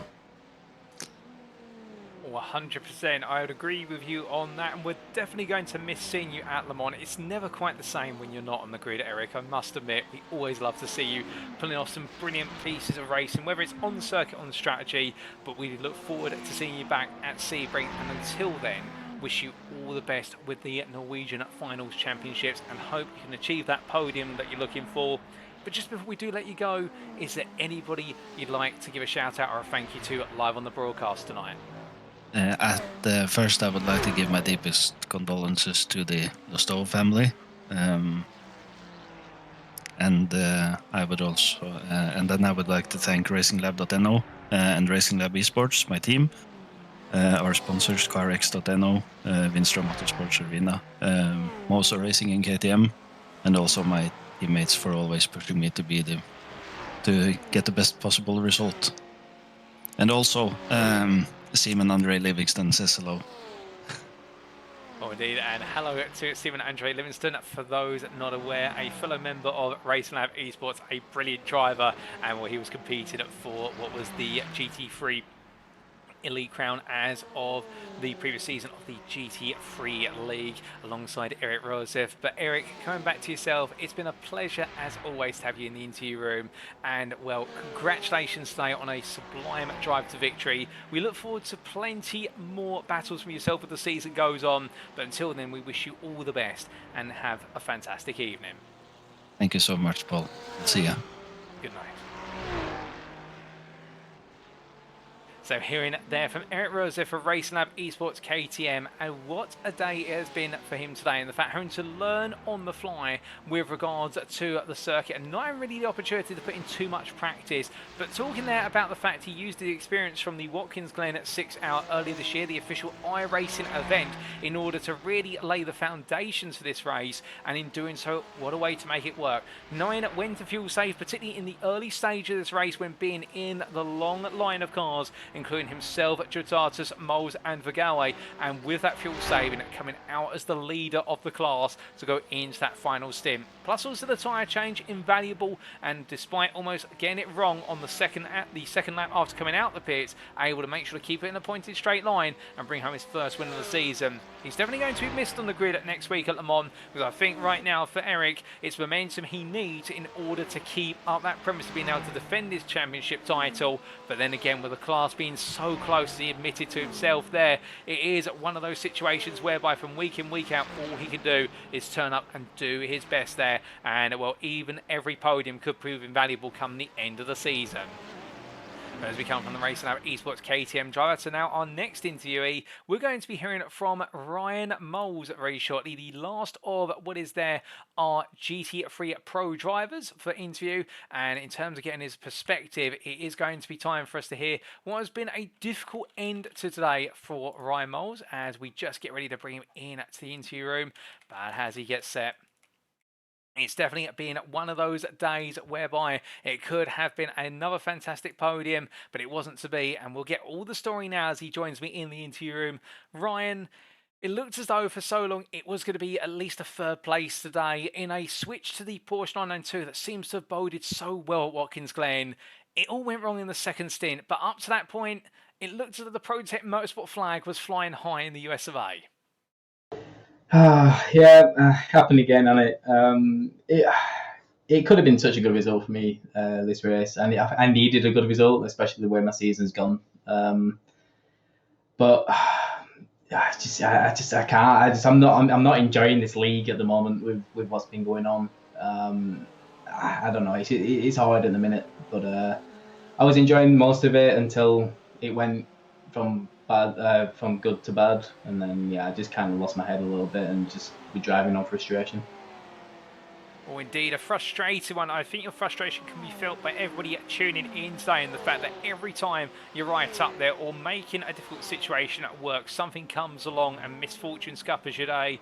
But let's talk a little bit about the things that were positives from today. And firstly, the switch from the Audi R8 LMS to the Porsche 992. It seemed to work really well for yourself, and taking what you've learned from the Audi and applying it to the Porsche, and with it a P5 in qualifying, a good start? Yeah, I mean, the Porsche is like a very good car that I can just jump in and get up to pace with. Like I did it in the GT3 League a couple of seasons ago, and it's a car that I do feel comfortable in. But same with the Audi as well. The Audi just doesn't have that pace compared to the Porsches and the Ferraris this season. So it's a shame on that point. But I thought I needed to make a change just to try and challenge the latter half of this season, just to try and enjoy the front of the end racing as well. But yeah, I mean the Porsche is very enjoyable to drive, and I was enjoying it for the most part today. And yeah. Oh, indeed. And then going into what was the race in itself, after enjoying the Porsche in qualifying, we saw in the early stage that be very close between yourself and a number of rivals for the podium, including the likes of Haroldo Stratatus and also Eric Rosev. But early in the race, you decided to do what we saw at Fuji and pit as soon as possible. Was that all part of the plan? Yeah, I was thinking about it. Yeah, like you said, it worked at Fuji, and I wanted it to hopefully work again, which I thought it were going to do at one point. But I mean, my main plan was just to try and stick with the front pack, which was working well, especially when the GTPs came around the first time. Because I was starting to lose out a little bit of time, but then they bunched everyone back up again, which helped. But then, like you say, at Fuji, I noticed like when they come back round again, you can lose a lot of time, and I gained a lot of time by pitting early at Fuji. So again, that process came into play here. So I pit with Herodes. Somehow came out in front of him because I think he overfueled us slightly. And then after that, I was putting in some good lap times, and then just started overtaking the cars that was ahead of us. I think Arend was one of them. Chris Kirkland as well. He came about 3 seconds behind. So I thought, hang on a minute, what's going on here? I didn't expect this. So I thought, all right, I'll just keep doing what I'm doing. And then found out Eric was 5 seconds up the road, and I was like, right, okay, I'll settle for a P2 here. And then yeah, that's where it all went wrong. Oh, indeed, and going so up to that point and showing the pace, and unfortunately we do have to come on to what happened at the bus stop chicane.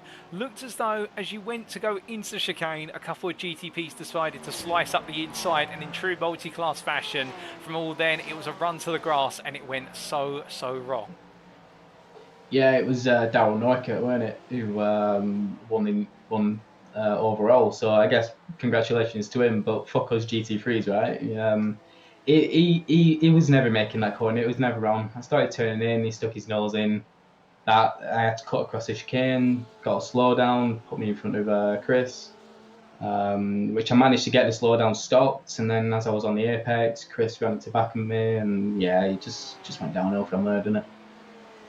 It was very unfortunate with regards to the way it all went. It was almost as if a set of dominoes falling for yourself, but still getting back on the road and then pushing on for a P8 finishing in. Of course, it's not the finish you were looking for, but like they say, it's not over till it's over, and still picking up 1 or 2 places come the end. Yeah, I didn't need to pit, but I thought I might as well take this fast repair that we have. So I took that, and I was driving on frustration. I was very pissed off. Like in the car, I was talking to myself in a very bad manner, and you know, it happens, and it is racing. But I didn't expect anything like any other positions gained. A couple of cars pit in front of me, and yeah, at that point, I weren't really bothered where I finished. I just wanted to continue and take it as it is. There's still plenty of rounds to go in the season, and we've definitely seen you take a shine to the Porsche quite nicely here at Watkins Glen. Next up is none other than Le Mans in round number 5 of 10. How are you feeling for a visit to France? Oh God, I don't know yet. It's a nice track to drive. For multi-class, it's definitely going to be interesting. Single class, it can get a little bit boring. But I will be probably doing more GTP there that week because I'm going to do the 6 hour with a friend. So I'll decide probably on this Saturday. I'm going to run some laps, and I probably will end up doing it because I've got nothing else better to do. But it's going to be tough. Like there's some very quick drivers in here. I'm not too sure how the Porsche is going to be around there, but I guess time will tell. Well, it will definitely be one of those rounds whereby we'll have to wait and see how it plays out on the day. And we do know that whilst the Porsche may not have the straight line speed, it's definitely got the corner speed to its advantage.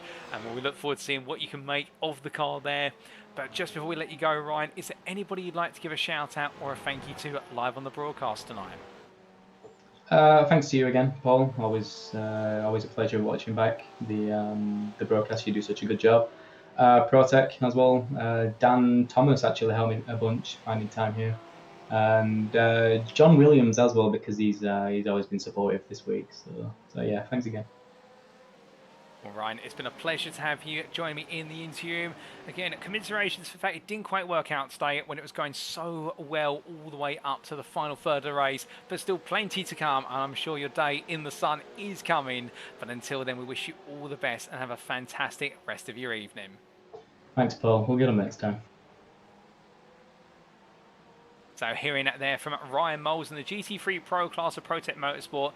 And well, we do apologise for a little bit of the adult language used there as part of the interview, but you can understand, ladies and gentlemen, how frustrated Ryan Moles was with regards to the fact that bringing on home what was the prospect of a podium really was becoming more and more of a reality, and then it all seemed to fall away in the space of only 3 corners, whether it be the GTPs going up the inside into the bus stop chicane. And again, we're not pointing fingers here in the commentary booth as to who's at fault for that one. If it does get reported, it'll be the stewards who take a look at that one, but definitely a very tenuous incident.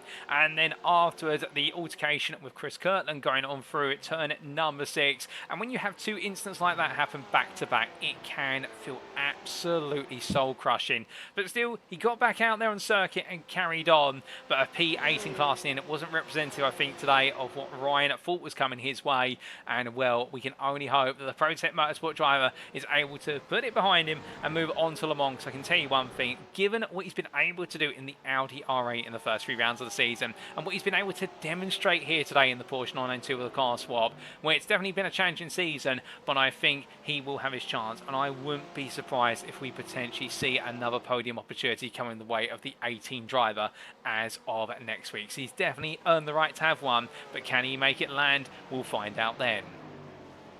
Now we come on to our final interview of today, ladies and gentlemen. It's going to be none other than our GTP Pro winner of Ben Cullen. And as he gets ready to join me in the interview room, well, it's going to be fantastic to hear his perspective on becoming our 4th GTP Pro winner in 4 races, as he gets ready to join me now in the interview room. In fact, he is good to go, I do believe. So without further ado, he joins me now. And well, good evening to you, Ben. Thank you for waiting. I appreciate you had to wait behind the GT3 queue for an interview. But we come to yourself, and what a day it's been for you. You were the last man standing, arguably, in the GTP Pro lead battle. I've got to ask, how does it feel to become our 4th class winner in 4 races? It feels good. It's good to be a winner. But yeah, I mean, that's the aim of it. Realistically, is that the boys that were P1, P2 probably should have walked away with it, but fortunately, there to capitalise on I don't know if it was an error or mistake or just caught up with some traffic. Well, you got to be in it to win it, as they say, all the way through the 60 minutes. That's when the checker flag falls, and that's the way it looked for yourself today. But rolling it back to qualifying, we saw qualifying closely contested between Symphony Esports and Effect Simulations, with yourself taking P3 on the grid. I have to ask, was there a bit more time out there? Because it looked for so long as though it was going to go the way of Symphony Esports, and in the final stages, that gap narrowed up very rapidly. Yeah, I made a mistake. I think, I don't know, I was watching Austin afterwards. I think Austin pulled out of a lap, so I won't know, but I was on a lap that would have beaten Austin's time, but I broke traction at turn 9 or 10, so it killed the time there. And then I 1x'd the last lap that I had, so that was the end of that stint. But I think Austin was watching the time, so if he was on a quicker lap, he didn't show it. Well, indeed, a difficult one there. And just for the viewers at home, of course, the GT3s, they look absolutely planted, and then the GTPs look planted as well, but they're so easy to get wrong. And in terms of driving on the absolute limit in qualifying, I mean, these cars have no anti-lock braking system, and the traction control system is just as much as electronic as it is man in the car. Just take us through what it's like driving at that level to find even just thousandths to take pole. It must be absolutely nerve-wracking. Yeah, with your GTPs, you've obviously got the different battery settings, and when you're in quali, you're using quali mode, so it's very easy to break the traction on the rear, and then obviously if you're breaking traction, you're not going forwards, which is then costing you time. And as you can see from the races today and other qualifying sessions, it can be one traction, loss of traction at one corner can be the difference between P1 and maybe P4. So it does make it, you have to be very light-footed with your throttle application, and just making sure you're nice and smooth with the power curve. Obviously not wanting to delay it too long because you need the throttle application, but if you go too soon, you'll just light up the rears. Indeed, and appreciate that insight. And then going into the race, starting P3 on the grid, it looked as though at the start of the race it was going to be a Symphony Esports versus Effect Simulation showdown, but the opening 4 to 5 laps seemed to be more of yourself and your teammate of what was Joshua Wilson at giving pursuit, and meanwhile Symphony Esports managing that 1-2 off in the distance. Was there a particular way that you guys had chose to approach the race, or was it just go all in and see what happens? No, we well, from my perspective, we didn't really talk much about it, but we had a brief discussion beforehand. Obviously, the race is 60 minutes. With this league, there are quite a few GT3s. I think there was 23 out on track today. We've had more previous rounds. 60-minute race. It's as you say a minute ago, it's being at the end. So just being consistent, not making any mistakes. Yes, they might gap us, but then we will come round to the first round of traffic and then time comes back, which is what happened, because obviously the leader's the one that's having to force his way through, whereas fortunately Jonathan second, myself third, we can kind of just follow his gaps because then they're aware that we're there. So it was just a case of getting through, getting to the end, getting to the last 10 minutes and then seeing where we stood from there and going through. With the Acura, one of its disadvantages is it eats front tyres, so I had to manage them, and they were shot by the time I come to the pits. So that was also part of my strategy and plan, was to try and be a bit softer on the tyres as I could. I see, and quite an interesting point on the strategy there about protecting the tyres. And I have to then ask, with regards to how each driver fell individually. Of course, we saw the Symphony Esports pair of Jonathan Hitchin and Austin William Campbell both have their own separate instance. And then it was the turn of your teammate Joshua Wilson. And then with only 20 minutes to go, you're leading up front, albeit not quite leading overall. That's in the hands of Darren Orkett after strategy, but still leading the GT3 Pro class. And I have to wonder, were you thinking at any point, so when's it going to be my turn to fall? Nah, I hoped that I'd had enough falls during the officials that I've done during the week that I could negate not falling today. It's all about patience. As soon as obviously I saw that Austin had his incident, and then when he came out of the pits, he was only second and a half, 2 seconds behind me. But I was unsure on his situation, so I was just trying to see if I could pull away from him and see what his state was. And then just kind of manage from there. And then obviously I wanted to chase down Daryl, but a combination of not getting traffic at the right times, and obviously for the parade lap that we had for the great reason behind it for Katie, just meant that the time ran out realistically. But it was a good drive from Daryl, and well deserved. Indeed, credit to Dow and credit where it's due to yourself, because you may not have been the fastest out of all the drivers in class there, but you definitely were the one to be consistent and keep it all the way to the end. And now, having added your name to the winners so far, 4 winners in 4 rounds, I have to ask, how are you feeling for Le Mans in a week's time? Do you think you can become the first repeat winner of the class?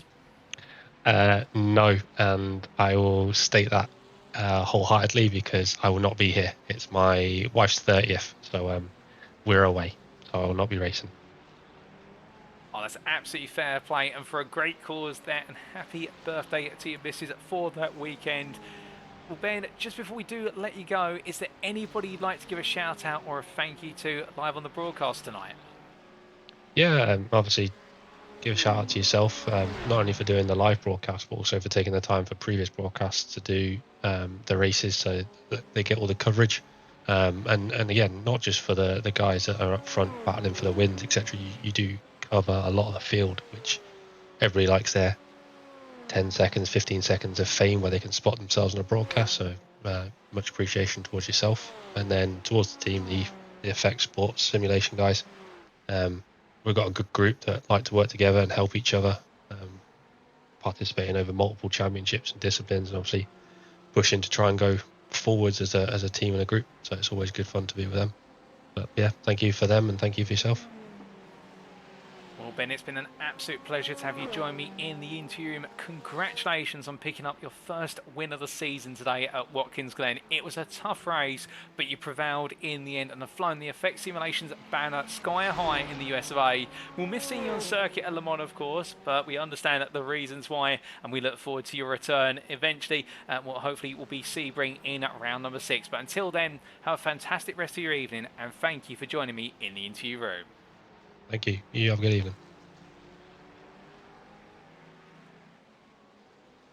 So hearing it there from Ben Cullen, our final interview, ladies and gentlemen, and what a day it has been with regards to racing from start to finish. In the fact, bringing on home that win, and whilst he will be absent in the next round of the season at Le Mans, we look forward to plenty more from the GTP Pro driver going into what will be future rounds in the second half of the season. But we'd like to say thank you to all the drivers today for their interviews, whether it was Harold Stratatus for Overlimit Racing the GT3 Pro class firstly, and then Eric Rosef for Racing Lab Esports KTM, and then we did hear from Ryan Moles for ProTech Motorsport. There 3 very different perspectives on the race and 3 very different outcomes. And then lastly, our GTP Pro winner of Effect Simulations, Ben Cullen. Congratulations to all 4 of them on their performances, and thank you to them all for taking the time to join me after the race for a post-round interview. We look forward to seeing them in their next round of racing. And now, of course, ladies and gentlemen, it is time for us to give you an update on the standings provisionally after this round and how this round has shaken things up. Well, let's begin with the GTP Pro standings. All of these results, remember, are provisional, subject to stewards' inquiries. And as we can see here, it is Ben Cullen who now takes the lead by a single point over Cy Anthony. And, well, the gap at the top could not be closer, given the fact that all of our drivers inside the top 5 have had stellar results, but they've also had moments where the results have not gone their way, and Cullen is now the new name to take to the top by a single point over Cy Anthony, and then behind Austin William Campbell in P3, only a further 3 points off, with Ryan Davies keeping in the hunt there. And I think right now the Tiki Simsport driver, he's the one of the drivers who's a little bit understated in the fact he hasn't had the spotlight on him perhaps as much compared to the other drivers at the front of the field, but he's always there to capitalise when others get it wrong. And a third place today for him brings him within 6 points of the top, and he's ahead of Alex Hill, only based on result count back, as the Tiki Simsport corporate driver there as well continues to shine, even though he didn't finish on the podium today, and therefore in P5 in the standings. Alexander Trina McAllister at P6 for Racing Up Esports Moser leads the second half of the field right now, and you can see that split starting to appear. Ahead of Paul Busby and Joshua Wilson with the second of the Effect Simulations driver in that order. Definitely right now, I think, ruin what could have been once again today. And when will he finally get his day of fortune? That's the big question. And then Sam Sherwood for ProTech Motorsport, not in the 10th today. You can see his points there, 78. Now, after 3 rounds of racing where his points are adjusted, ahead of Jonathan Hitchin for Symphony Esports, and then Joe Nguyen-Besteres ahead of Ali Kirk and Matt Strand. We then come on to the GTP AM class, and as we can see here, it is currently the form whereby Rob Armstrong continues to lead, albeit by 28 points. But note here that Armstrong is one of a very limited number of drivers. I think, in fact, he's the only driver here who has got a full set of results on the board, and therefore, right now, no drop scores really to be forced into effect, or 0 scores or out to drop scores for the UK Sim Racing Bell driver. So whilst he wasn't quite on the podium today, he continues to lead the way at the front of the field, but Rudy of Itzland is gradually closing in P2 for Racing Lab Esports KTM. Behind Billy Bob Ray, not to be his fortunate day today, and indeed the man of the hour with regards to his birthday, couldn't quite bring home a result, and therefore in P3 stays down 95 points. Head of Dave Rolliston in P4 for Tiger Racing Team, and completing the top 5 is Aaron Beaver, the UK Sim Racing Bell driver, finishing behind Armstrong and still bringing on home some key points. Down Norket, P6 for Racing Forces, and an absolutely dominant display today, and that moves him another 42 points up the order ahead of Brandon Hay, with John Doble, David Larson and Salvatore Goriento completing your top 10. And a mention there to the Mural.io driver, We're bringing on home that third place spot, goes up to 62 points, and now finds himself in the top 10 for the first time this season in the championship standings. Alden Hegerseta, Richard Jones, Paul Joseph Cliss, and James Foster complete the standings there. And as we come onto the GT3 Pro class, here we can see now it is the story of Herodes Tratatas leading the way. But as he said in his post-round interview, he does have to consider the fact that drop scores have yet to be affected, and there are 2 drop scores this season. There is a long way to go, and that lead he has crafted for himself, always the best part there of 39 points. Well, that lead is a lot smaller in reality when you put the drop scores into the mix. However, for now, he'll continue to break away with Shore Competition Esports' Aaron Vigawe and Adrian Kukulas P2, P3, 2 points between the two of them, and Vigawe's podium there, keeping him on form and keeping him in that P2. Hekongestein at P4 there for Ignium Motorsport, and remembering that missing round at number 2 does mean that right now he already has a 0 score in effect, and he holds the position at 2 points clear of Eric Rosev in what could definitely be a title fight between the two of them when these drop scores start to be applied. Marvin Cruz P6 for Old Dudes in Cars ahead of Josh Pratt, and it's Ryan Moles, Thomas Asphaug and Peter Cox who complete your top 10. The UK Sim Racing Hill Drives followed up by Anders Meyer, 5 points off there in P11, and really right now the driver that Eric Rose have warned us to watch out for in terms of his outright pace from round to round, and we have seen it in the fact that every round he's been in attendance at, he has led the way ahead of Casper Brotner for Old Dudes in Cars, and then Reece Saunders, Darren Sharples and Chris Curtin complete your top 15. Daniel Payne's P16 there, falling outside the top 15 for the first time this season, unfortunately, ahead of Chris Constable. And then Kerry Kokorin at John Watt and Martin Tinning complete the top 20, with the Tiki Sim Sport Tower Drive being followed up by John Maloney for Mowgli Racing, who is P21 and at the bottom of the standings.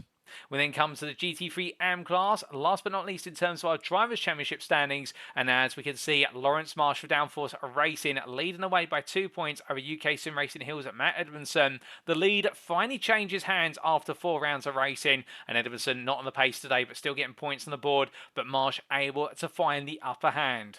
Mark Collicott, meanwhile, P3, now within 15 points of the top 2. His performance day and his outright win, plus all the bonus points going his way for the fastest lap and pole position, proving critical for the Racer Race DCW Racing driver as he already looks to build on that 0 score from round number 1.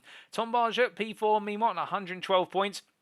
Getting a steady stream of points on the board there. Keep your eyes out for him. He's definitely putting himself in as a top 5 contender, if not a top 3 contender come the end of this season. With John Davis there, P5 for the wrong stuff, ahead of Mark Johnson. With Davis only behind Barget based on result countback, and ahead of Mark Johnson by 3 points. It really is heating up inside that top 5.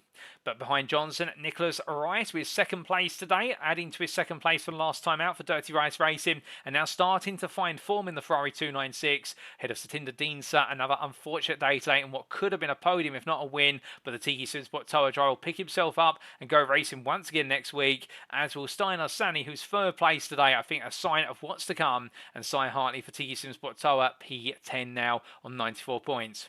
James Conley, or Jim Conley as he's known in formal, in P11 their best rest in what could have been a podium today, but that unfortunate 2nd pit stop due to a lack of fuel cost him extremely dear for UK Sim Racing Hill. And there's Andy Skinner, Shaminder Deensa, Ivan Breivik, Neil Smith, Noel Killian and BJ Alvarez who complete your standings there, with Noel Killian on his debut picking up 16 points, not the way he wanted it to go, but still plenty more rounds for Muriel.io driver. Then we lastly come to the team standings, and as we can see here, looking to the top 20, it's Effect Simulations now who take the top on 260 points ahead of UK Sim Racing Hill by 24 points there, and then Tiki Sim Sport complete the top 3, a further 6 points behind.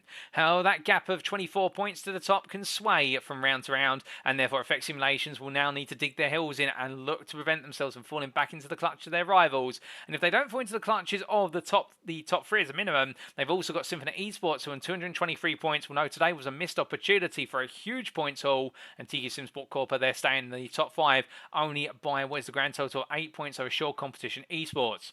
Racing Lab Esports KTM follow ahead of UK Sim Racing Bell, but UK Sim Racing Mansell and Racing Lab Esports Moser completing your top 10. And then as we can see outside the top 10 best rest is Tiki Sim Sport Tour ahead of Downforce Racing with Empire Motorsport there. Again, another difficult day for the team, picking up 32 points when there could have been more on the score, and therefore they fall further down outside the top 10 here and need to turn things around rapidly.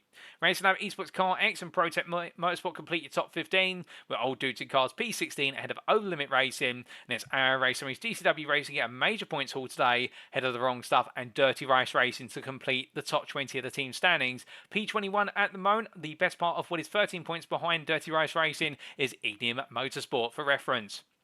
With that, ladies and gentlemen, that concludes our run through the provisional standings after this round. We'll be having them updated before the next round, and now it is time for us to wrap up. Thank you very much for watching, and if you have enjoyed today's show, and perhaps you're sat there right now wanting to know more about the UK sim racing community, perhaps you've enjoyed the racing today so much that you want to be on the grid for a future season of the Multiclass League. Alternatively, want to know a little bit more about our other series available. Well, firstly, we do recommend you check out our official website. That was uksimracing.co.uk. You did see it appear on screen earlier today, and that's where you can find out all the latest information to become part of the UK sim racing community, and then subsequently potentially sign up for upcoming leagues or ongoing leagues. Or you don't want to go to our website, perhaps you're more of a social media person, then the best thing to do is follow us on Twitter. That's at twitter.com/UKSimRacing_, where you can keep up to date with all the latest information and also post about our official esports teams. We'd also like to take this moment to give a big thank you to our affiliates, who do include Swilio Meda Sim Racing Coaching, first but not least, in the fact that Swilio Meda is the creator of the Motor Racing Checklist, and his coaching can help take your sim racing to the next level. Whether you're looking to gain a 10th, improve your approach to the racing line, or develop your consistency, Swilio Meda has a coaching course to meet your needs. Plus, with Swilio being a multi-time champion of official iRacing series, including the 2021 PESCC, you know you're receiving coaching from the very best in the industry. We also have Race Anywhere, the provider of curated sim racing equipment, aimed to only stock products that represent excellent value for the sim racing community. Demon Tweaks, the provider of the most complete and innovative motorsport product range available worldwide, so no matter what your level of discipline, Demon Tweaks can help drive you to realise your motorsport ambitions. SimLab, the leading manufacturer of high quality sim racing related hardware, as a proud partner of Mercedes AMG Petronas Esports, SimLab aims to enhance virtual racing experiences with uncompromising solutions that push the boundaries of esports and make SimLab the go-to brand for quality sim racing rigs. We also have Amazon, the company trying to be the most customer-centric company, the Earth's best employer, and the Earth's safest place to work through a position of concepts pioneered by Amazon, which include but not limited to Amazon Fire TV, Amazon Web Services, and one-click shopping. And lastly, SRC Driver Academy, a division of Sim Racing Community. Elevate your sim racing skills with SRC Driver Academy. Their team of experienced professionals is dedicated to helping you reach your full potential without compromising on quality. But why choose SRC? Affordable, quality coaching, to put it simply. They have experienced coaches who provide valuable insights and a competitive edge. They can make high quality coaching accessible to all at an affordable cost tailored to your needs and goals.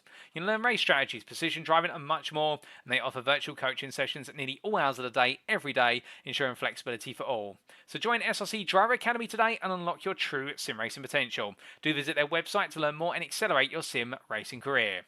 But now, ladies and gentlemen, we turn our attentions to the concluding round of the first half of the season. And in a week's time, on Sunday, the 22nd of October, it will all play out in round 5 of 10 of the Circuit des 24 Hours de Mans. And well, earlier this year, it saw the centenary celebration of the 24 Hours of Le Mans, and there it was a disastrous day for anybody racing in a Porsche car, whether it's in the GTP, alternatively the GTE classes. But could we see the Porsche drivers today turn things over in a week's time? Or will we see Ferrari's run rampant at the front, channeling what was the achievements of Ferrari at Le Mans this year? Well, all that and more is to be found out in a week's time. But until then, we've been UK Sim Racing. I've been your host and commentator, Paul TX141 Walsh, also known as Britain Spit, depending on what media you follow me on. And until next time, remember to stay safe, stay well, stay smiling, and most importantly, remember to stay on track. Good night.